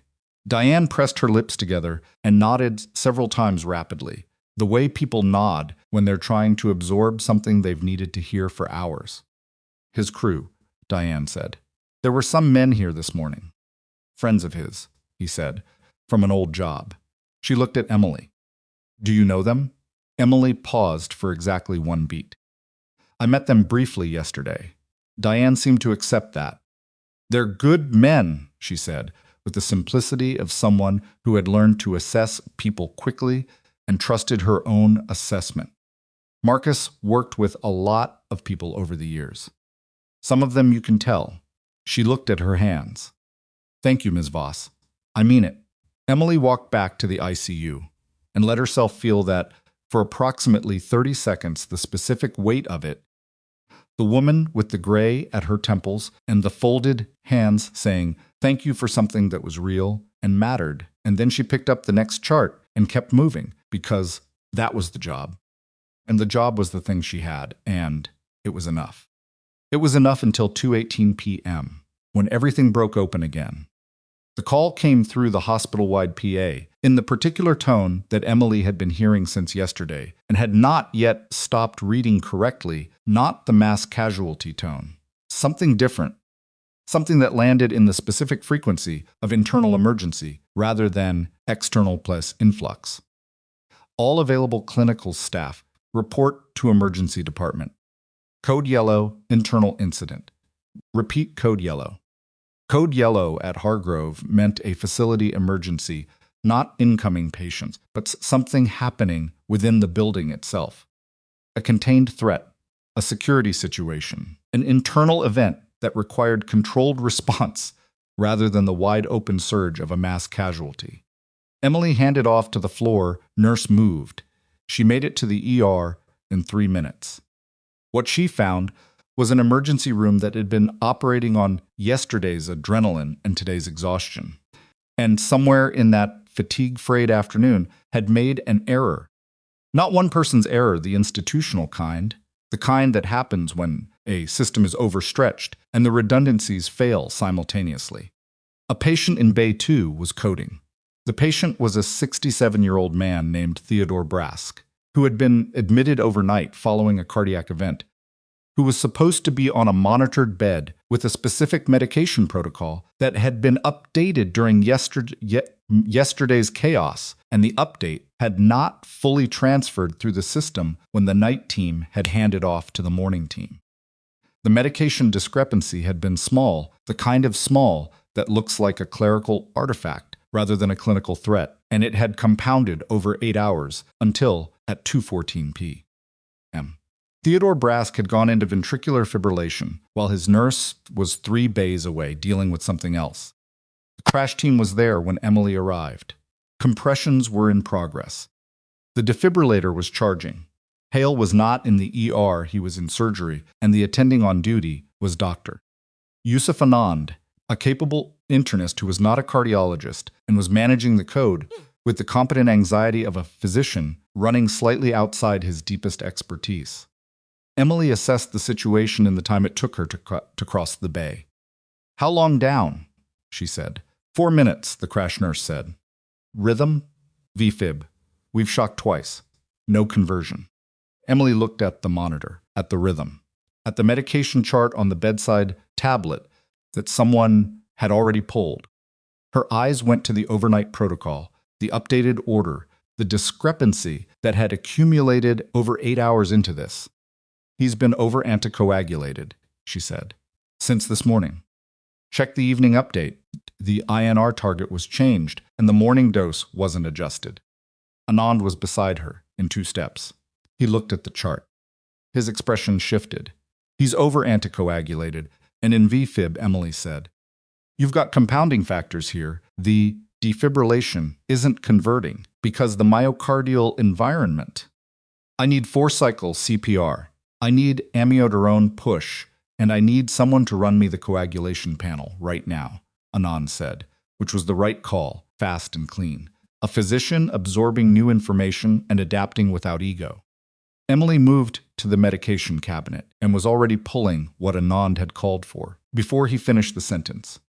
She handed off to the crash nurse, positioned herself at the monitor, and began calling out rhythm changes with the flat precision of someone narrating what the machine was saying without interpretation or alarm, because Anand needed data, not noise. "Shock 3. No conversion. Amiodarone's in," the crash nurse said. 30 seconds of CPR. The rhythm on the monitor was the specific hostile scramble of ventricular fibrillation, chaotic and consuming. The heart doing everything except the one thing it was built for. "Charging," someone said. Emily watched the rhythm, watched the strip. There a microsecond of something, a pattern beneath the chaos, a biological negotiation happening in the milliseconds between heartbeats. "Hold," she said. Anand looked at her. "Hold 30 seconds, she said. "His myocardium is responding to the amiodarone. If you shock now, you're working against it." 30 seconds. Anand held for 2 seconds, which was the pause of a physician deciding whether to trust someone who had, in the past 24 hours, been correct about every clinical call she'd made in his building. 30 seconds, he said. "Count it." Emily counted. 20 seconds. 25. The rhythm on the monitor was still chaotic, but the chaos had a different texture organizing, like static resolving toward signal. 30. "Shock," Anand said. The defibrillator fired. The monitor scrambled, cleared, scrambled again, and then a rhythm. Sinus.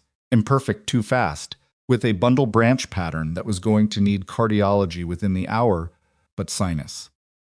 The heart doing the thing hearts were built to do. Theodore Brask made a sound. It was small and involuntary, and it was the sound of a man returning from somewhere very far away. Nobody in the bay spoke for a moment. "Get cardiology down here," Anand said.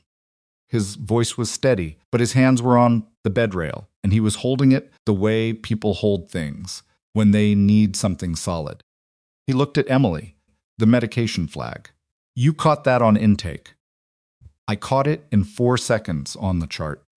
Someone should have flagged it 12 hours ago." "I know." He straightened. "Get me the full anticoagulation panel and contact the pharmacy for a protocol audit on yesterday's update." He paused. "Good call on the 30 seconds. The strip told me." Most people weren't reading the strip. She didn't answer. There wasn't an answer required.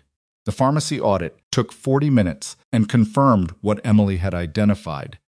A protocol update during the mass casualty event had been correctly entered in the system, but had not propagated correctly to the bedside documentation during the overnight handoff, creating a medication administration gap that had gone unnoticed through 2 shift changes.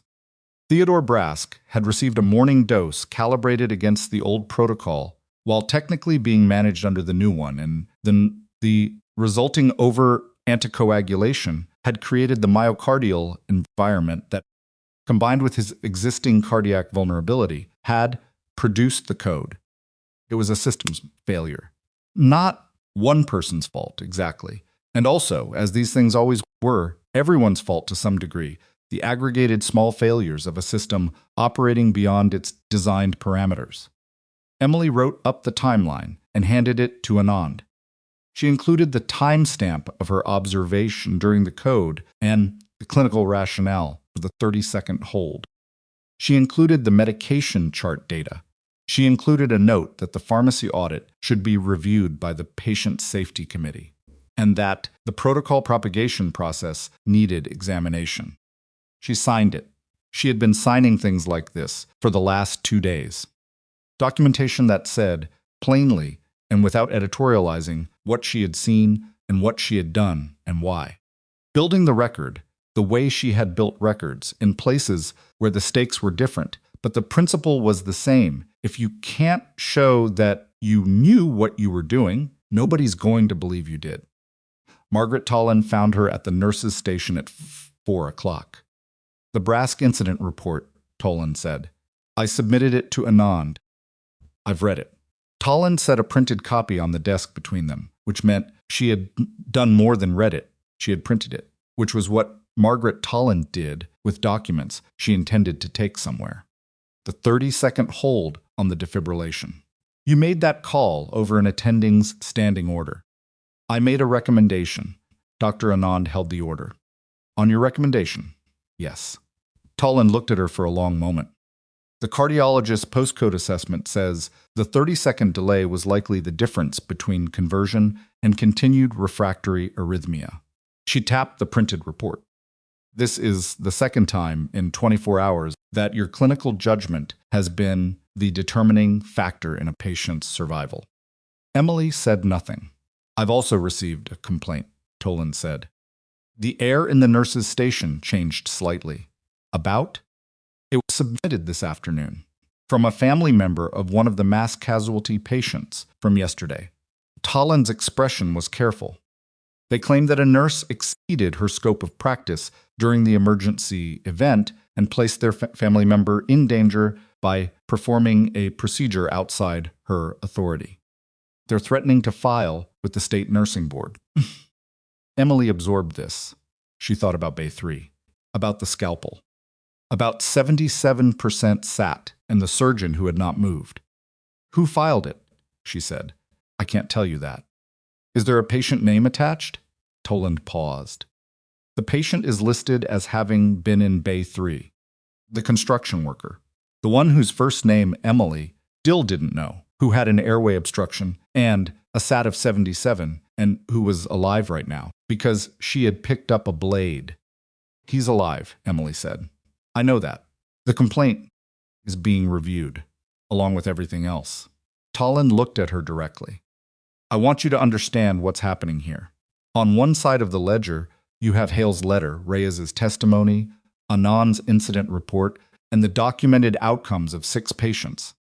On the other side, you have a credential history that was incomplete and a complaint that will trigger board review, regardless of merit. She paused. The board review is going to be a process. It's going to take time. And during that time, I'm on the floor, Emily said. You are, Toland agreed. That's not my decision to suspend you. And I'm not recommending it. But I want you to know it's coming, and I want you to be prepared. Emily thought about what prepared meant in this context. She thought about 7 years of being prepared for things that were significantly worse than a nursing board review. About the specific work of staying functional under pressure, the metabolization of fear into usefulness. I'm prepared, she said. Good. Tolan picked up the printed report. One more thing.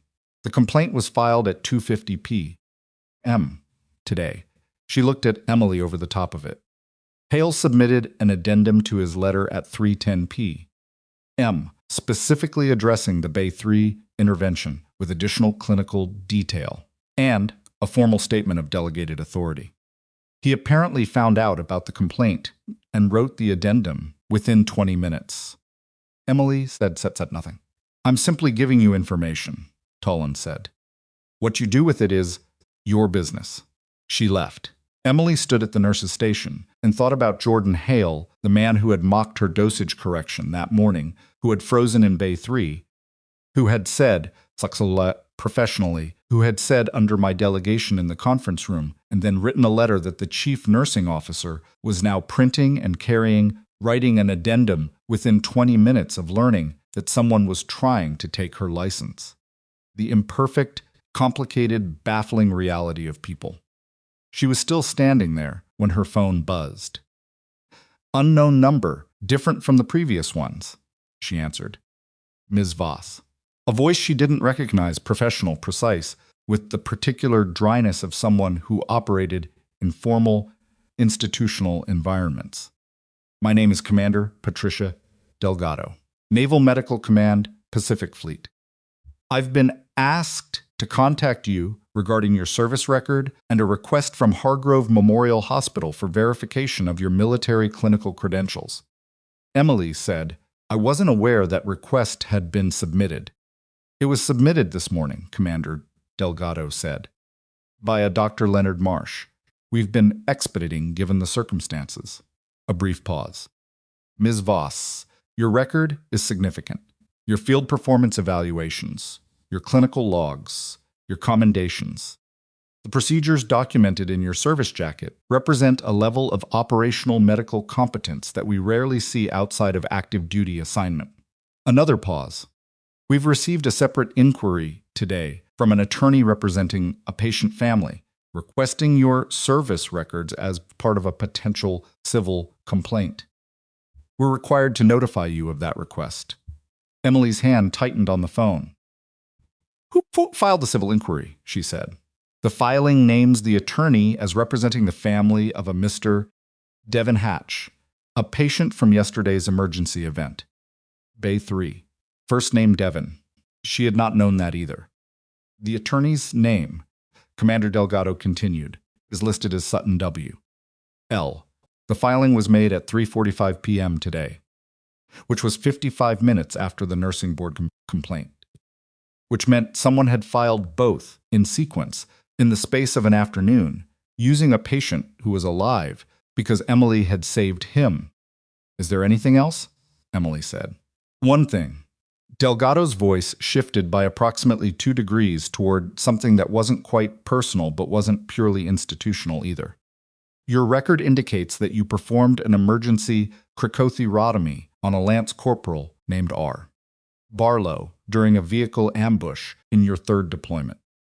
That procedure is documented as having been performed in total darkness, in a vehicle under fire, in approximately 45 seconds using improvised equipment. The outcome was survival with full neurological recovery. A pause. The person who filed that civil complaint today is going to be very surprised by what your service record actually says. Miss Voss, I want you to know that.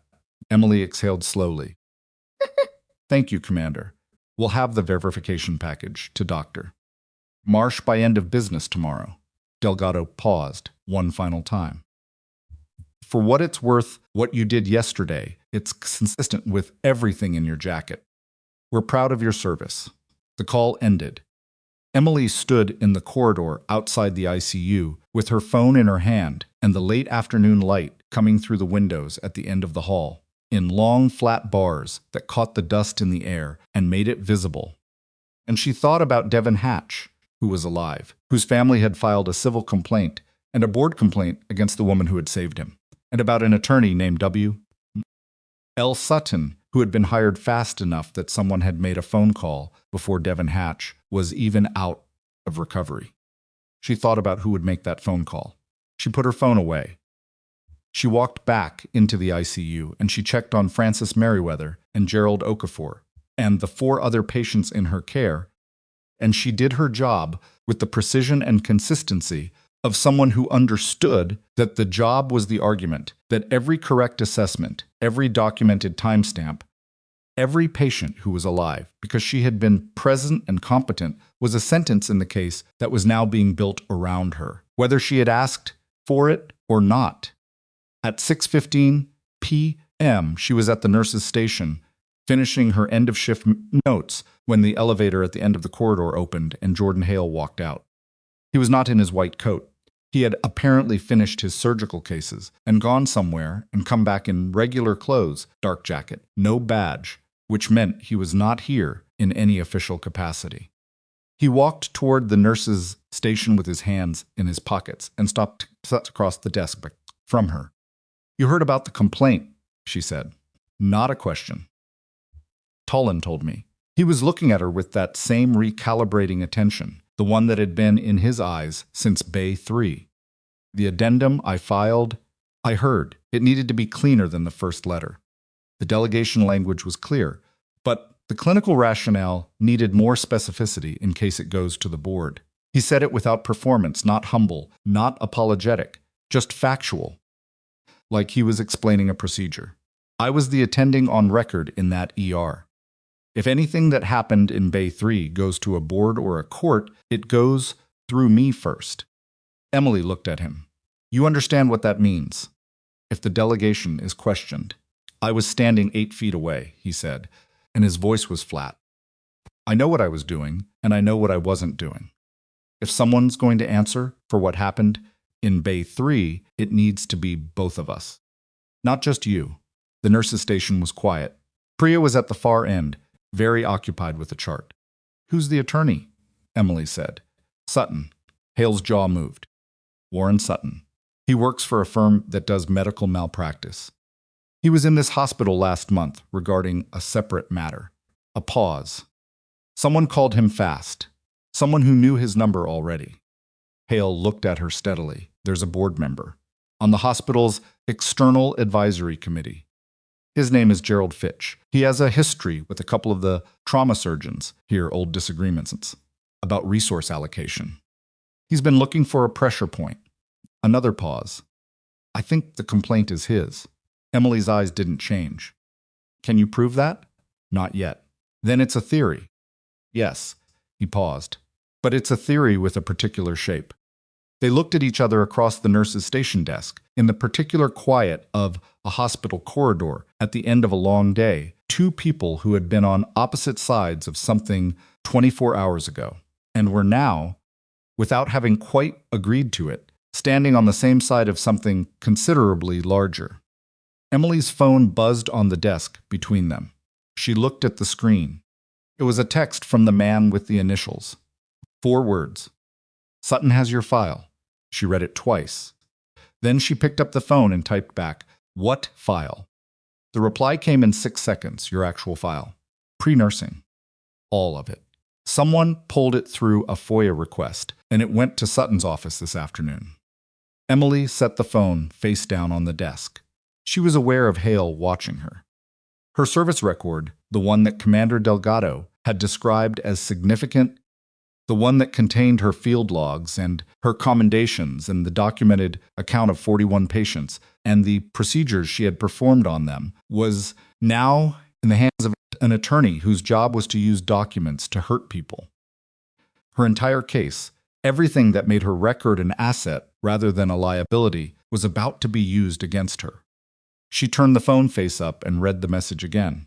And then she did something that surprised Hale. She laughed. Not the kind of laugh that meant something was funny. The short, dry kind that meant something had landed exactly where you'd expected it to, and you were tired of being right about things. "What?" Hale said. "Someone thinks my service record is a weapon." She set the phone down. "It's not. Sutton's firm has people who know how to use documents." "I know what's in that file." She picked up her pen and went back to her end-of-shift notes. "Sutton's going to open it, expecting to find liability. What he's going to find is 41 documented field cases, 39 survival outcomes, 3 commendations, and a separation record that says I left with an honorable discharge and a medical rating of fully competent at time of release." She didn't look up. "He's welcome to read it." Hale was quiet for a moment. "You're not worried." "I'm tired. There's a difference." She finished the last notation, initialed it, set the pen down. "The complaint has to be answered through the board. The civil filing has to play out. None of that changes what I did in Bay 3 or what the outcomes were. She finally looked at him. What I'm actually thinking about is Gerald Fitch. Hale's expression shifted.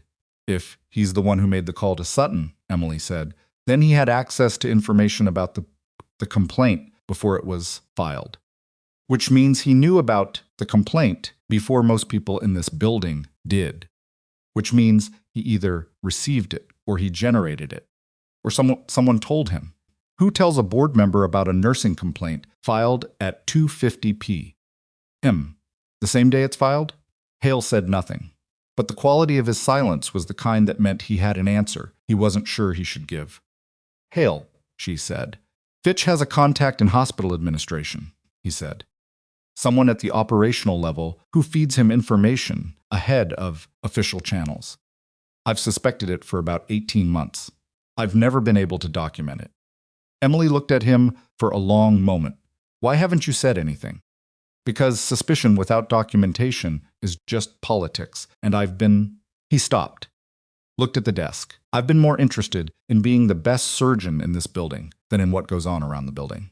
Spet, which is another stop, not something I'm proud of at the moment. It was, Emily thought, probably the most honest thing he'd said since she'd met him. She gave it the weight it deserved, which meant she didn't dismiss it. Who in administration, she said. Robert Adler, the man with the reading glasses, Associate Director of Operations, who had been in both debriefs, who had access to complaint filings as a matter of his role, who had looked at Emily's notepad, with the expression of a man recalibrating what kind of problem he was managing. Do you have anything that connects him to Fitch? Phone records, possibly. They've had lunch twice in the last year, at a restaurant 2 miles from the hospital. I noticed because Fitch isn't someone who has lunch with operational staff. He's a board member. He has lunch with the chief of staff and the CFO. Hale paused. I noticed it, and I filed it in the back of my head and left it there. Emily picked up her phone. She typed a message to the man with the initials. I need to know if a FOIA request on my service file was submitted by a named individual or through an institutional filing. The reply came back in, under a minute, institutional. Filed through a law firm. Sutton, Warwick & Associates. But the originating request was individual. A name had to authorize the FOIA application. Working on getting it, she showed Hale the screen. He read it, said nothing immediately. If Fitch authorized a FOIA request on a military service record, Emily said, he had to have a legal basis for it. Which means the civil complaint was filed before the FOIA request, not after. The sequence is, complaint filed, FOIA submitted using the complaint as basis, service record obtained, handed to Sutton. She looked at Hale. He built the case before he knew what was in the file. He assumed my record would support the complaint. He assumed you'd have gaps, Hale said quietly. The same way I assumed. He stopped. Yes, Emily said, the same way. She said it without cruelty. But she said it. She did not go home that night at the end of her shift. She went to the hospital library, which was a small room on the 4th floor that still had physical journals and 2 computer terminals and the particular smell of old paper that nobody had bothered to update because the people who used the library were the kind of people who didn't complain about the smell of old paper. She sat at one of the terminals and pulled up the hospital's external advisory committee records, which were public because the hospital received partial public funding and was therefore subject to transparency requirements that nobody ever actually used. She read through the committee's meeting minutes for the past 2 years. Gerald Fitch's name appeared often sometimes. Most of the appearances were routine votes on budget items, attendance at quarterly reviews, the administrative sediment of institutional governance. But 3 entries stood out, the Fitz. The first was Fitch had proposed 14 months ago SFEC to restructure the hospital's emergency trauma staffing, which had been voted down 7-2, and which, reading between the lines of the formal minutes, appeared to have been a cost reduction measure that would have reduced the ER nurse to patient ratio during surge events. The second was a complaint Fitch had filed about equipment procurement that had gone to the Chief of Staff and had been reviewed and dismissed. The third was a note from 8 months ago, a single line in the minutes of a committee sub-meeting indicating that Fitch had raised concerns about the hospital's liability exposure in the context of nursing scope of practice boundaries. Emily read that line 3 times. Nursing's scope of practice. 8 months ago. Before yesterday's mass casualty event, before the complaint, before any of this had happened. Gerald Fitch had been thinking about this before he had a specific case to attach it to, which meant the case was not the point. The case was an instrument. She printed the relevant pages, folded them, put them in her jacket pocket, and went to find Margaret Toland. It was 9:20 p.m. Toland was still in her office, which was not surprising because Toland was always still in her office, and she looked up when Emily knocked with the expression of a woman who had already received more information today than she wanted and was prepared for more. Emily set the printed pages on the desk. Toland read them. She was a fast reader. She read them twice. The sub-meeting note, Emily said. Who was present?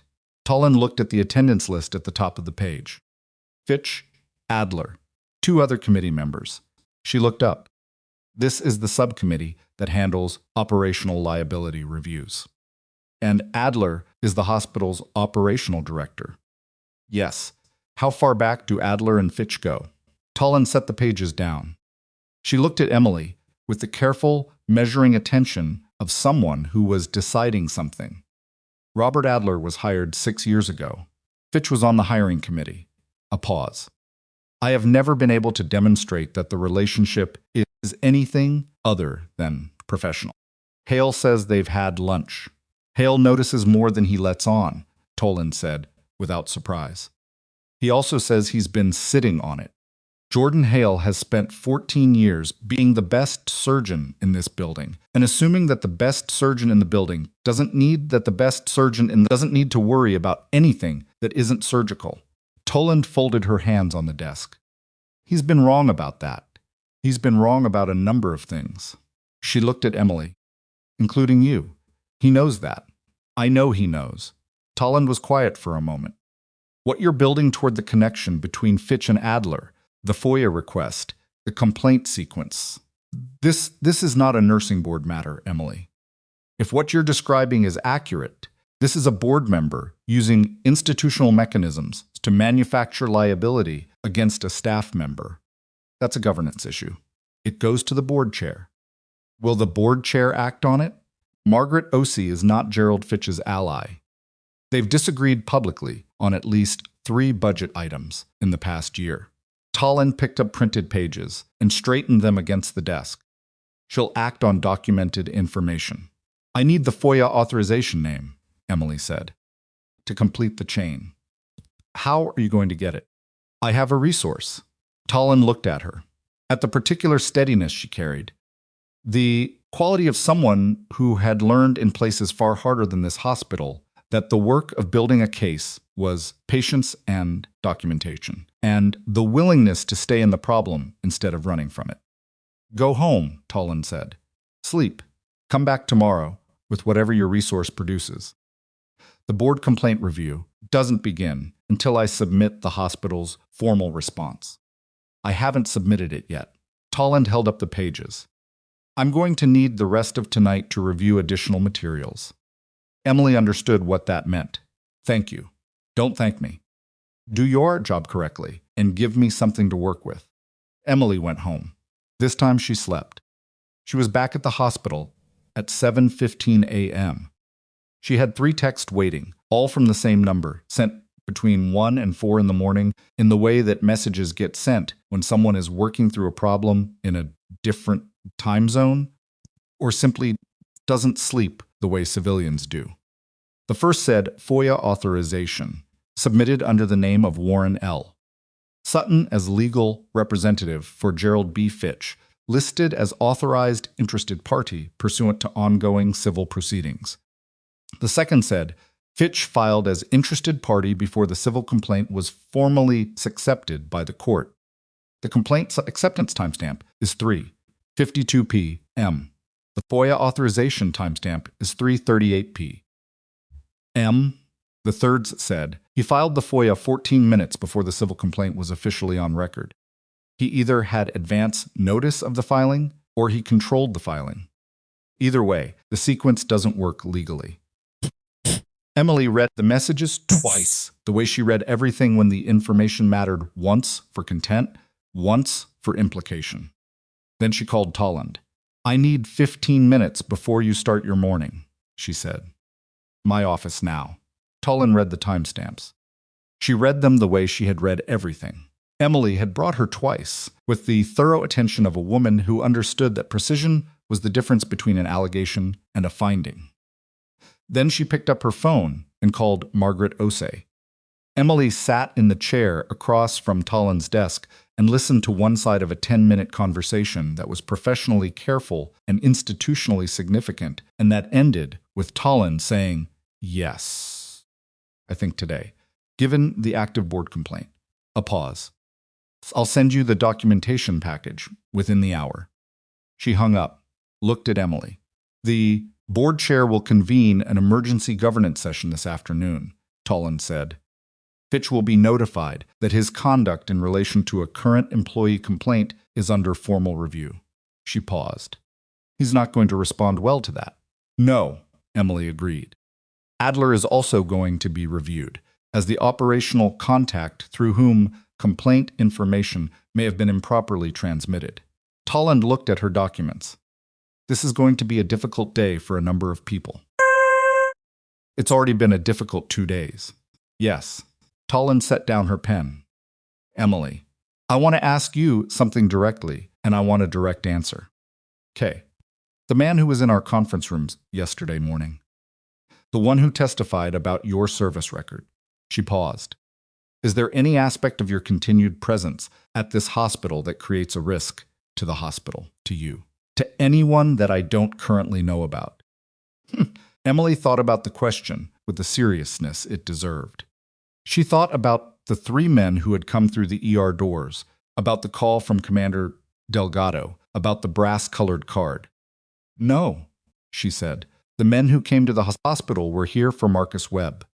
My military service has been over for 5 years. There's no operational risk." She paused. "The only risk I'm aware of is the one that's already on your desk." Tolland held her gaze for a moment. Then she nodded. "All right." Emily stood. "What do you need from me today?" "Your job," Tolland said. "Do your job correctly, and let me do mine." She did her job.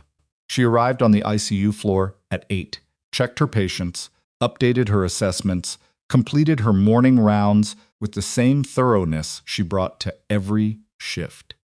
Frances Merriweather was breathing easily, and her levels were correct, and she was complaining about the hospital food, which was a good sign. Gerald Okafor's seroma was responding to conservative management, and he asked Emily if she was the nurse who had flagged the drain output 2 days ago. And when she said yes, he looked at her with the particular gratitude of a man who understood, in retrospect, how close something had come. At 10:40, Dr. Anand found her in the corridor. "Brass made it through the night," he said. "Cardiology has him. He's going to need a procedure next week, but the acute phase is managed." He paused. "The medication audit is complete. The Patient Safety Committee is reviewing it this morning. The protocol propagation failure has been flagged as a systemic gap, not an individual error." He looked at her with a directness that was different from the clinical attention she usually received from physicians in this building. Something more considered, more deliberate. "Your incident report is the clearest and most complete documentation we have of the code event. The committee is using it as the primary timeline." Another pause. "I wanted you to know that." "Thank you," she said. "No." He shook his head, just slightly. "Thank you." He walked away. Emily went back to work. At 1:15 p.m., she received a message from Hale. Not a text to note, actual paper. Folded once delivered by the ward clerk, with the slightly confused expression of someone who had been asked to carry an analog communication in a digital world. She unfolded it at the nurse's station. "Devin Hatch was discharged from surgical this morning." His wife told the discharge nurse that they intend to withdraw the civil complaint. She didn't give a reason. I thought you should know. J.H. Emily read it twice. Then she folded it and put it in her jacket pocket next to the printed committee minutes. Devin Hatch's wife had decided, for whatever reason, possibly because her husband was alive and breathing and going home, possibly because she had spoken to Sutton and heard something she didn't like, possibly simply because the specific anger that drives complaints in the immediate aftermath of a crisis had metabolized into something more complicated, that the complaint was done, that left the nursing board filing, which was Gerald Fitch's, not Devin Hatch's family's, and which would not be withdrawn by anyone's decision except the board's own review process. She thought about the governance session convening that afternoon. She thought about the FOIA timestamps on her phone. She went back to work. At 3:45 p.m., Gerald Fitch arrived at Hargrove Memorial Hospital. Emily didn't see him come in, but she heard about it through the particular mechanism by which hospitals communicate things that are not on any official channel, the movement of information through the people who are present in corridors and elevators and break rooms, the ambient intelligence of an institution that has eyes everywhere because people are always moving through it. Sandra Cho texted her, "Fitch is here. Conference suite on 6. He looks like a man who got a phone call he wasn't expecting." Fitch was 63 years old, a former hospital administrator turned independent consultant who had accumulated board positions across 3 healthcare institutions in the Pacific Northwest as a result of a career built on knowing how healthcare systems worked and where the leverage points were. He was not a physician. He had never been a physician.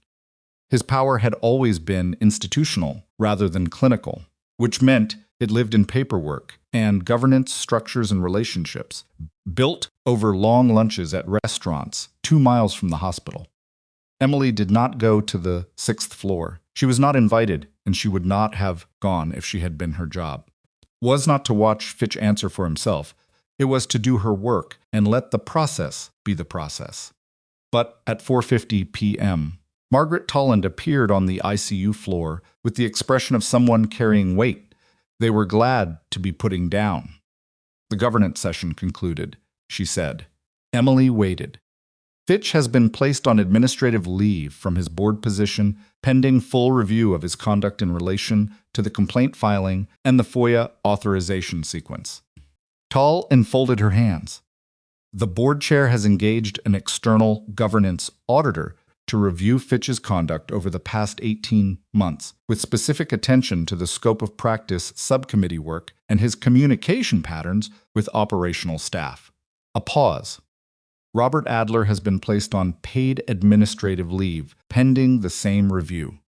He submitted a written statement this afternoon, indicating that he had communicated information about the complaint filing to Fitch in what he describes as an informal capacity. He appears to be preparing to cooperate with the audit. Emily said nothing. The nursing board complaint, Tolland continued, has been flagged by our legal counsel as potentially procedurally compromised given the FOIA authorization timeline. Our formal response will include the timestamp documentation. The board will determine whether to proceed, but counsel believes the procedural issue significantly undermines the complaint's standing. She looked at Emily directly.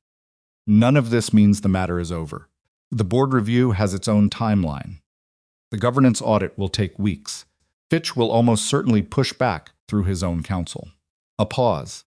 But the architecture of what he built is compromised, and he knows it. What happens to his board seat? Emily said. That depends on the audit findings. If the conduct review confirms what the timestamp evidence suggests, that he used his board position and his relationship with Adler to manufacture a complaint against a staff member for reasons unrelated to patient safety, the board will vote on his removal. Tolland's voice was level. Boards protect their institutions. When a member becomes a liability to the institution, they act. Emily thought about Gerald Fitch sitting in a conference suite on the 6th floor, A man whose power had always been institutional, facing the institution, turning its mechanisms toward him instead of away from him. "How is Hale?" she asked, because it was a question she had been not asking all day. Tullen's expression shifted in a way that was not quite a smile. "He's in surgery. He'll be in surgery for another 2 hours." He submitted a revised formal statement this morning to the governance review, indicating that he has concerns about the conduct of a board member in relation to a staff member, and that he is prepared to testify if the audit requires it. A pause. He also asked that his original letter and addendum be included in your personnel file as permanent record, irrespective of the outcome of any review. She looked at Emily. "That's an unusual request." "He's been an unusual few days," Emily said. "Yes." Tolland was quiet for a moment. "Go home at the end of your shift. Sleep. The next few weeks are going to require you to be functional." She left at 6. She drove home through the same streets she had driven for 5 years, past the same coffee shop she had never been inside, and the same park she had walked through exactly once, and the same intersection where the light always seemed to catch her heading east in the late afternoon. She parked in her building's lot and sat in the car for 2 minutes, which was longer than usual, but shorter than the night before last. She thought about Devin Hatch, who was home. She thought about Marcus Webb, who was in a surgical recovery room with Diane beside him. She thought about Francis Merriweather, who was complaining about the food and breathing correctly. She thought about Theodore Brask, who had a procedure scheduled for next week and was alive to have it. She went upstairs, made coffee, stood at the kitchen counter, and looked at the brass-colored card, which she had moved from her pocket to the counter 2 nights ago and hadn't moved since. She looked at it the way you look at something that has changed what it means to you over the course of a very short time. Her phone buzzed, a number she now recognized. She answered without saying anything. Adler submitted his cooperation statement, the man said. No preamble. He worked the same way she did. He's going to give them Fitch's communication records. I heard. The civil filing is going to be withdrawn formally. Sutton contacted the court this afternoon. Devin Hatch's wife apparently told him they were done. I know. A brief pause. You okay? Emily thought about the question. She thought about what okay meant, which was not the same as fine and not the same as happy and not the same as resolved. Because none of this was resolved. The board review was ongoing. The governance audit was just starting. Fitch was going to fight it through counsel. He was going to FET, and she was going to spend the next several weeks being the person at the center of a process she had not chosen. I'm functional, she said. That's enough. Yes. She paused. How's Webb?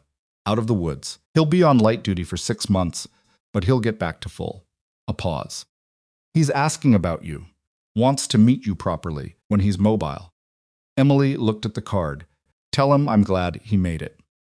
He knows, his wife told him. Another brief pause. Emily. What they're doing to Fitch the audit, the review, it's going to surface a lot. He wasn't only doing this to you. The scope of practice subcommittee work, the liability framing, there are 2 other nurses in that hospital he's flagged over the past 18 months. Different cases, different pretexts, same pattern. Emily set her coffee mug down.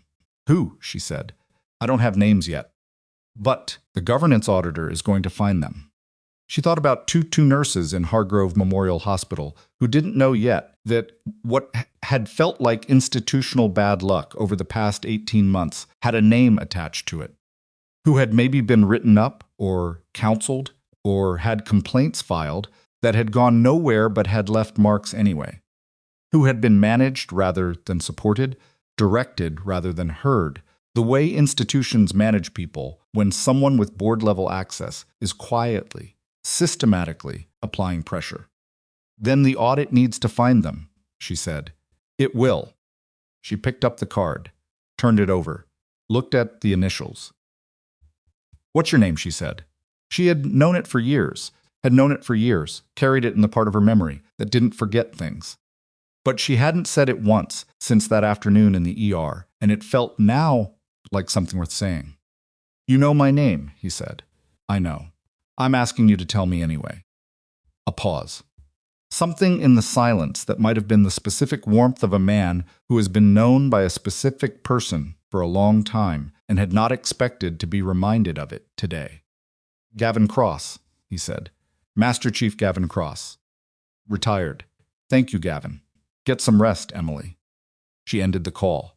She stood in her kitchen with the card in one hand and her phone in the other, and through the window across the street, the parking structure was lit orange-white in the early evening, and the mountains to the east were invisible in the dark and the cloud, but she knew they were there. Her phone buzzed again. Different number. She looked at the screen. It was an email notification forwarded from the hospital's official communications system to her personal address, the kind of automated forward she'd set up years ago for anything tagged with her employee ID. The subject line read, Urgent Emily Voss, RN Personnel File Review Immediate Response Required. The sender was not HR. The sender was not Toland or Marsh or Vivian Park. The sender was an address she had not seen before, a domain that was not Hargrove's hospital system domain, but something adjacent to it, close enough to read as official, at a glance, different enough that if you look carefully, you would notice the difference. She looked carefully. It was not from Hargrove Memorial Hospital. It was from an address designed to look like it was. She opened the email. Ms. Voss, your personnel file has been flagged for an expedited review by the Washington State Nursing Commission in response to a complaint filed on your behalf by Hargrove Memorial Hospital Administration. You are required to submit a written statement of your clinical qualifications and scope of practice history within 24 hours. Failure to respond will be interpreted as an admission of the complaint's claims. Please reply directly to this address with your full documentation. Emily read it twice. The Nursing Commission did not communicate by email with individual nurses about active complaints. The Commission communicated through registered mail and through the hospital's legal counsel. The email was requesting documentation that, if sent to the address provided, would go not to any regulatory body, but to whoever had set up the spoofed address, which meant someone had decided that the official channels were moving too slowly or in the wrong direction, and had switched to a different approach. She took a screenshot of the email, sent it to Gavin Cross, sent it to Toland, sent it to the man in hospital legal counsel, whose name she had gotten from Hale's formal statement. Then she set her phone down and made herself eat something, because she had not eaten since noon, and her hands were entirely steady, and she needed them to stay that way. The message that came back from Gavin Cross arrived in 4 minutes. That domain was registered 2 days ago. Registered to a proxy address. Working on the originating account. And then, 40 seconds later, Emily. The registration email on the domain traces back to a law firm account. Not Sutton. Different firm. Fitch has a second attorney. She set the phone face down on the counter.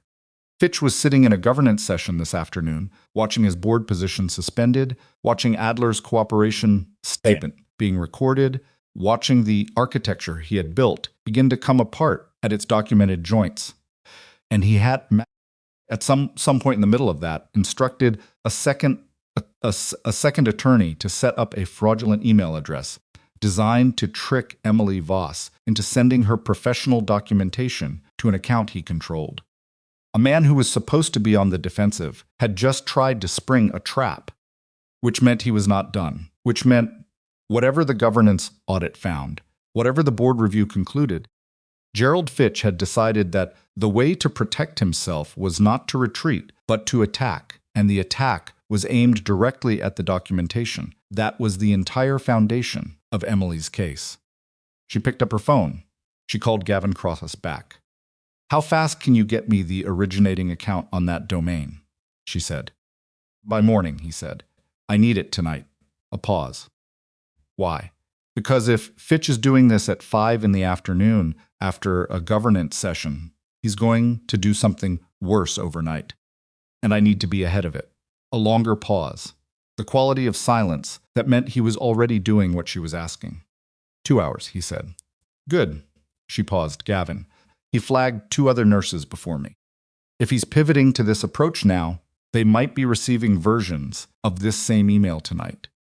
The silence on the other end lasted 4 seconds. I'll contact Cross.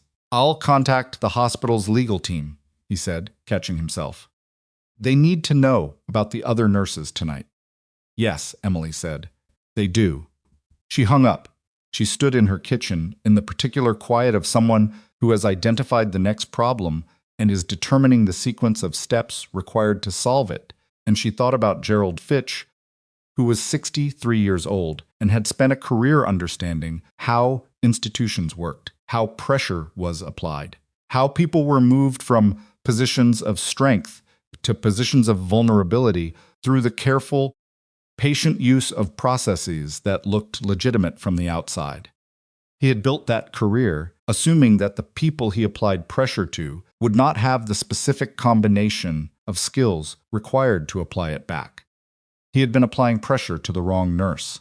Gavin Cross delivered the originating account information at 11:47 p.m., which meant he had people working on it who were very good at what they did and who did not ask questions about why the timeline was urgent. The account traced to a personal email registered under the name of a paralegal at a firm called Bellows and Reed, LLP, a small litigation practice in Tacoma whose primary clients, per their public case filings, were healthcare institutions contesting regulatory penalties. The firm had one notable senior partner, a woman named Constance Bellows, who had represented Gerald Fitch in a personal capacity in a property dispute 4 years earlier.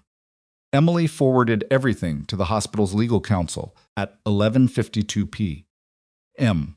with a single line, fraudulent impersonation of a regulatory body. Please advise on reporting obligations.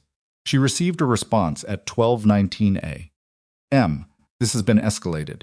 Do not respond to the email. We are contacting the commission directly in the morning to report the spoofing. Washington State AG's office may be involved. Well done catching this. She put her phone face down and slept for 6 hours. The next 4 days moved differently than the 2 before them. The acute adrenaline-driven pace of crisis gave way to something slower and heavier, the grinding, unglamorous work of institutional process, which was in its own way more exhausting than emergency because it required a different kind of stamina. Not the fast twitch readiness of a mass casualty event, but the long muscle endurance of someone who has to show up day after day and be exactly who they are while other people decide what that means. Emily worked her shifts. She did her job correctly. She documented everything, as she always had, and the documentation was now not just a professional habit, but a deliberate, systematic record of a person doing their work with precision and care in the middle of circumstances designed to make that precision impossible. The governance audit proceeded in parallel. The external auditor, a woman named Dr. Sandra Fong, who had spent 20 years reviewing healthcare institutional conduct and had the specific unhurriedness of someone who had seen every version of what she was looking at, requested access to 4 years of committee records, 18 months of internal communications, and the personnel files of 17 staff members. The scope of what she was finding became evident, not through any official announcement, but through the same ambient hospital intelligence that had told Emily about Fitch's arrival on the 6th floor. People talked quietly to the people they trusted, and the shape of what was emerging was larger than the 2 names Emily had known go in. Fitch had been working the system for longer than 18 months. The scope of practice subcommittee had been used as a vehicle to build liability cases against staff members whose presence he had found inconvenient for reasons that had nothing to do with patient safety nurses who had filed internal complaints. About resource allocation, a physician assistant who had raised concerns about procurement decisions, a charge nurse who had testified in support of a colleague during a prior HR matter. The pattern was consistent, and once you had the full picture, unmistakable Identify someone with a complicated or imperfect record, apply institutional pressure through the mechanism of a regulatory concern, and let the process do the work of marginalizing or removing them.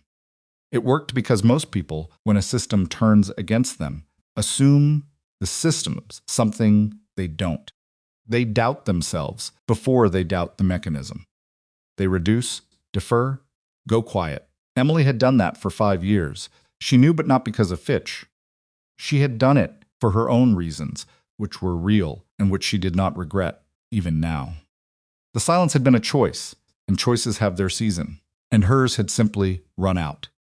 Robert Adler's cooperation statement expanded over 2 sessions with the auditor.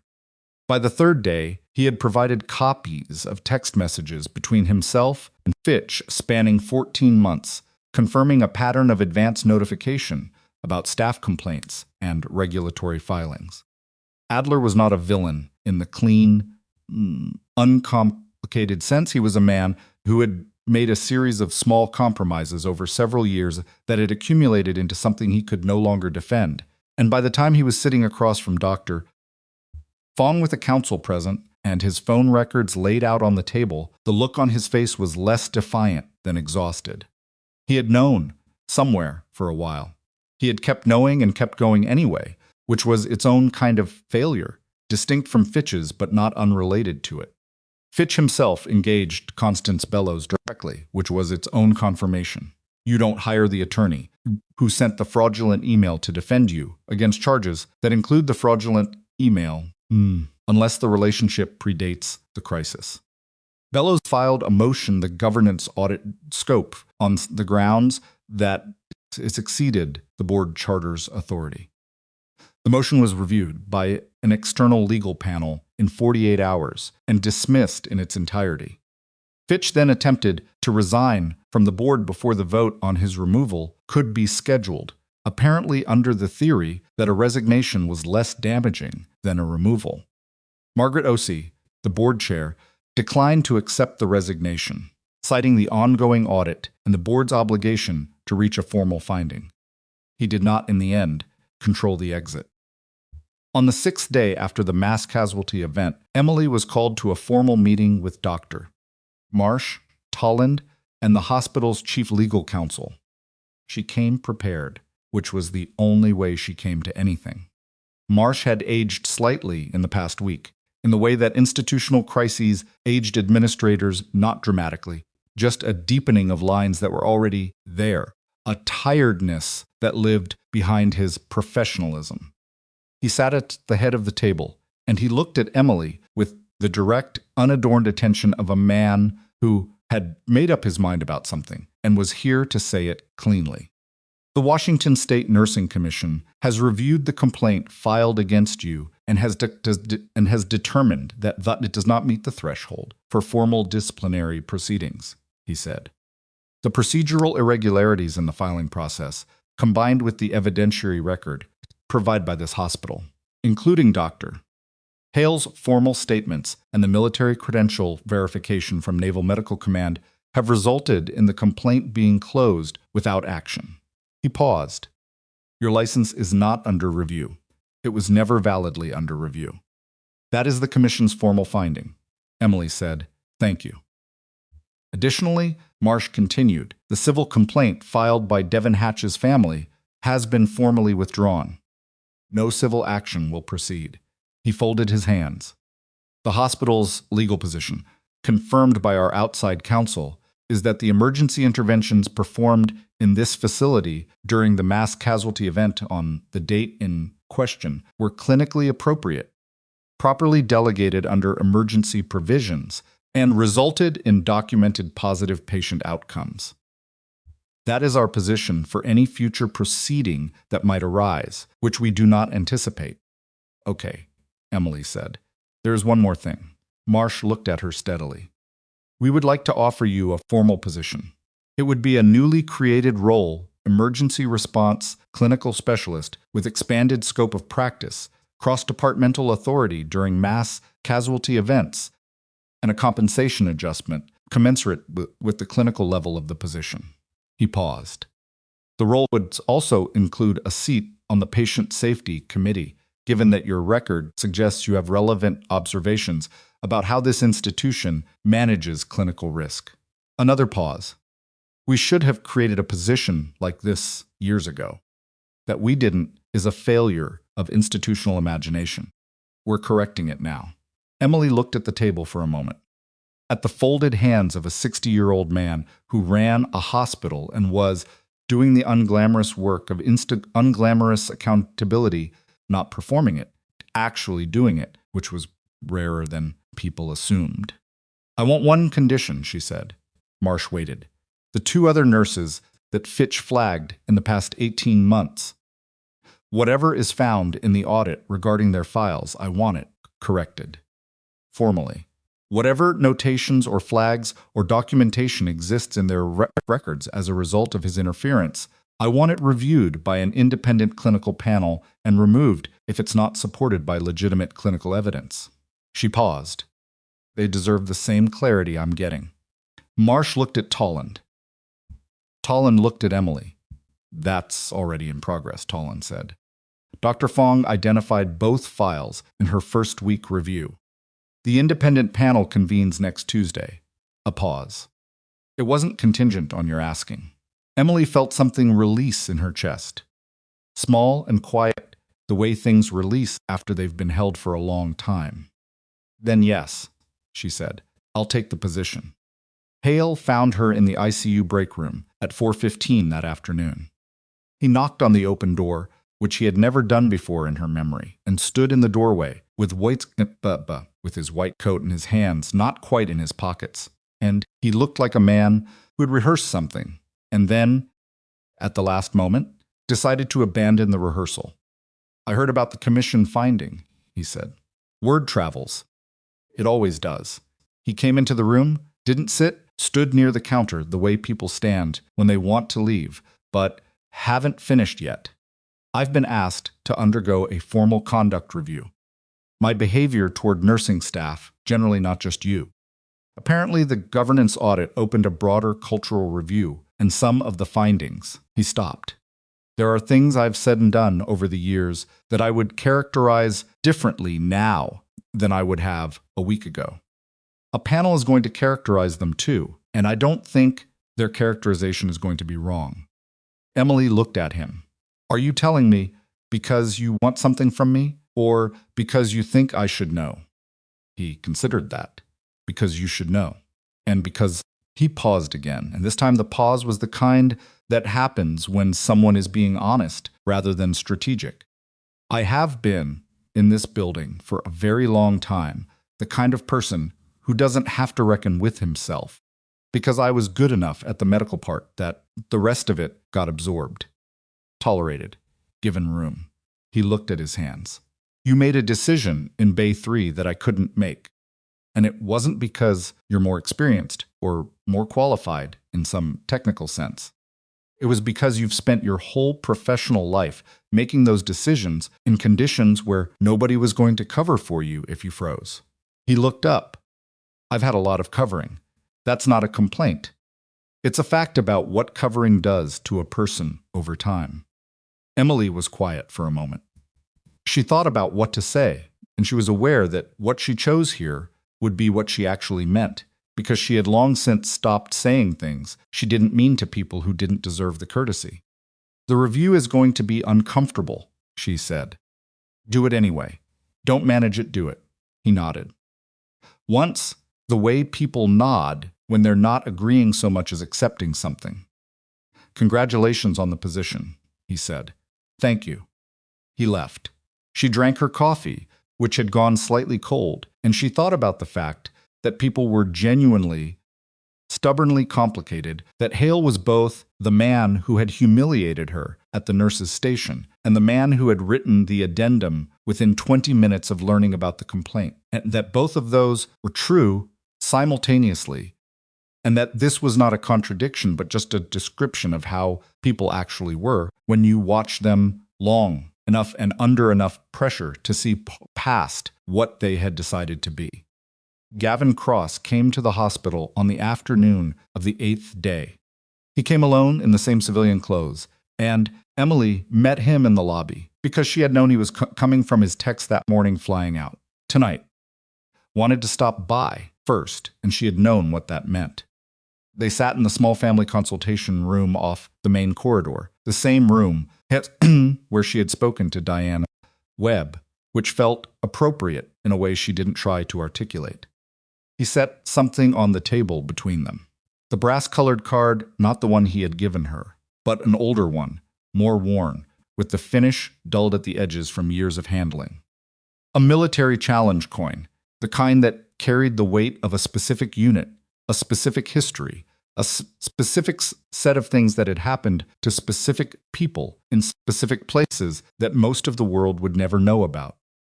That's yours, he said. Should have been yours when you left. I held on to it because I wasn't sure you'd want it at the time. Emily picked it up. It was heavier than the card he'd given her. It was heavier than it looked, which she understood was the point. I didn't, she said, at the time. I know. She looked at the coin, at the worn edges, at the weight of it in her palm. How's Webb? Mobile. Complaining about the physical therapy. A pause that contained something that might have been a smile. He wanted me to give you that instead of the card. I told him the card was already given. He said, give her the coin anyway. Emily closed her hand around it. The unit, she said. The men from the ER, are they deployed again? Back on mission. He said it without drama. They're fine. They're always fine until they're not, which is the job. Yes. You were the best corpsman I worked with, he said. Not a performance. Not a formal commendation. Just a statement, said the way facts were said when they didn't need embellishment. I've worked with a lot of people in a lot of conditions. That's not a small distinction. Emily looked at him. You didn't come just to give me the coin. No. He paused. I wanted to see if you were okay. Actually okay. Not functional. Okay? She thought about that distinction. She had made the same one herself, on the phone, 8 days ago. I'm functional. Which was true and was not the same thing. I think, she said slowly, that I spent 5 years trying to be someone who didn't need to be okay because needing things felt like exposure. Like something someone could use. She turned the coin over in her hands. I kept myself small because small felt safe, and I told myself that was intelligence, and it was, in part.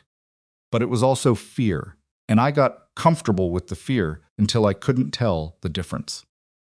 Gavin Cross said nothing for a moment. He was the kind of man who understood the value of not filling silence. Devin Hatch is alive, Emily said. Marcus Webb is alive. Theodore Brask is alive. Frances Merriweather went home 2 days ago. She paused. They're alive because I stopped being small for one afternoon. And then another afternoon, and then this. She looked at the coin. I don't know if that's the lesson or just what happened. Can it be both? She looked at him. After a moment, she said, yes. I think it can. He stood. She stood. They shook hands, which was the right gesture for who they were to each other. Not nothing, not too much, exactly the weight of what was true. Take the position, he said at the door. I already did. Good. He paused, hand on the doorframe. The quiet people, the ones who know how to disappear, who choose the far corner of the lot, who do the job without needing anyone to see them do it. They're not the smallest people in the room. They're usually the most dangerous. He looked at her steadily. I always knew that about you. Took your hospital a while to catch up. He left. Emily stood in the consultation room with the challenge coin in her fist, and she let herself feel the weight of the past 8 days, all of it. The mass casualty, chaos, and the conference rooms, and the complaint, and the timestamps, and Hale's addendum, and Adler's cooperation statement, and Fitch's governance session, and the nursing board finding, and the spoofed email, and Diane Webb's folded. Hands and Devin Hatch going home, she let it land, fully, without managing it or filing it away, and it was heavy in the way that real things were heavy, and she stood with it until the weight became familiar. Gerald Fitch was formally removed from the Hargrove Memorial Hospital External Advisory Board on the 14th day, following the mass casualty event. The vote was 9-0. The board's formal finding, which was public record under the hospital's transparency obligations, cited conduct unbecoming a board member, misuse of institutional mechanisms for personal and political purposes, and facilitation of fraudulent communications, targeting a staff member during an active regulatory process. Bellows filed an appeal within 48 hours. The appeal would take months. That was fine. The finding was on record, in language that could not be recalled or softened, and it would follow Gerald Fitch into every room where his name came up for the rest of his professional life. Robert Adler resigned from his position rather than face the formal conclusion of the conduct review. His resignation letter cited personal reasons. Margaret Toland replaced him on an interim basis with an interim director with a deputy director who had been in the building for 9 years, and who, on her first day in the interim role, asked to meet with the Patient Safety Committee to review the clinical staffing model for surge events. The 2 nurses whose files had been contaminated by Fitch's interference received formal written apologies from the hospital's chief of staff, letters that acknowledged the nature of the interference and corrected the record.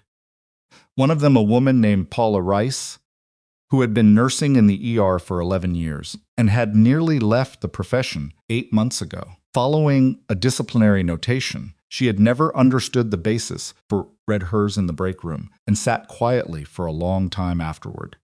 She later requested a meeting with Emily, not to thank her but to ask, directly, how Emily had known to look for the pattern.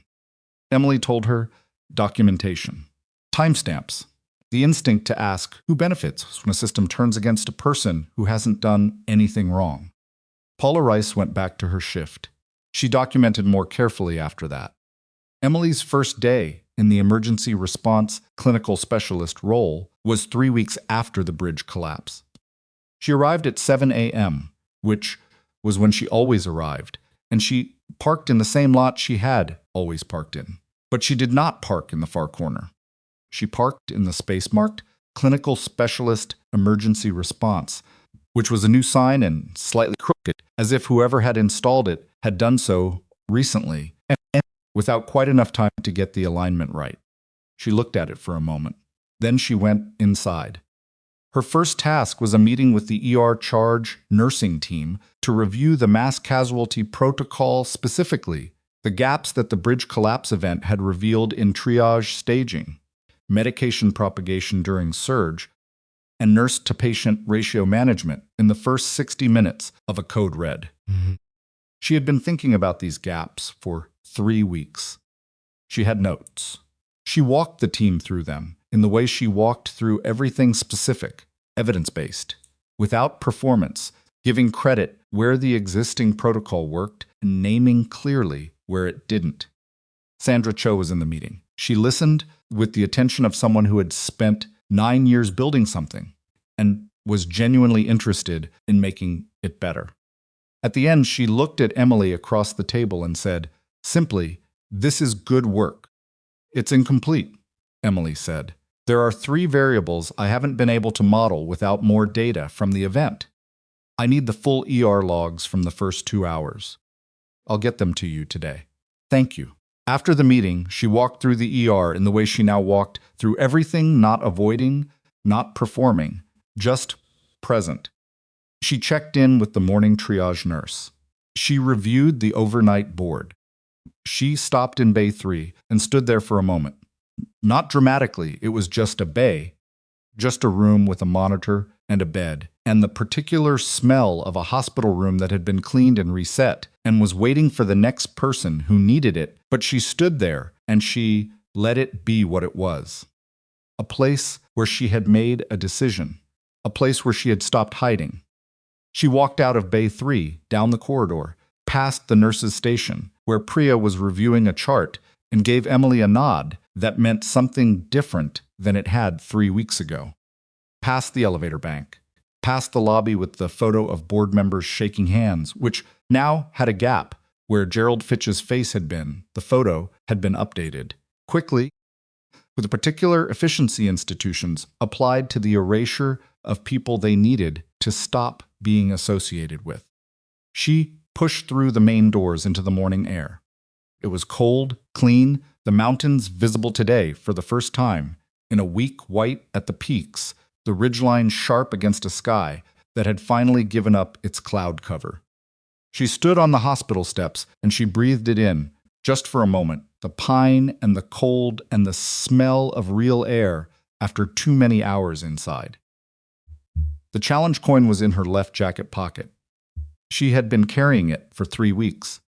She was aware of it the way you were aware of things that had weight and meaning, not constantly but reliably, the way a compass was present without being loud. She thought about the 19-year-old who had enlisted, because she was good at biology and good at staying calm when things went wrong, and because she had looked at her options and chosen the one that felt like it had weight. She thought about the woman who had packed up her service record and her field logs and her commendations and put them in boxes in a storage unit in Spokane and enrolled at UW and built 5 years of careful, quiet invisibility in a hospital in Cascade Falls. She thought about 77% sat and a scalpel and a man breathing. People spent so much time managing their own power, making themselves smaller so others felt bigger, keeping their history in boxes so nobody asked questions, choosing the far corner so nobody looked too closely. And sometimes that was survival, genuinely. The calculation that said this is not the time or place person, and was correct. But sometimes it calcified, became the default, became the only available mode long after the original reason for it had passed. What she had learned not from the bridge collapse or the governance review or Gerald Fitch's removal, but from the accumulation of the past 3 weeks and the 5 years before them and the 7 years before that was that the hiding was never the whole story. It was a chapter, and chapters ended. The things you had survived did not diminish you. They did not make you dangerous or broken or someone who needed to be managed. They made you someone who knew what a real emergency looked like, who could hold a blade steady when the monitors were screaming, who understood the difference between fear and information and could use both. She had saved lives using the whole of who she was, not the edited version, not the managed, reduced, far corner version. All of it, the scalpel and the service record and the timestamps and the instinct and the discipline and the specific stubbornness of a woman who had been told implicitly for 5 years that she was less than she was and had gotten very tired of agreeing. She put her hand in her pocket, felt the coin. Then she went back inside. There was work to do, and she was the right person to do it, and everyone in that building now knew it, not because she had performed or demanded or announced herself, but because she had simply finally stopped pretending otherwise. That was the whole of it. That was enough.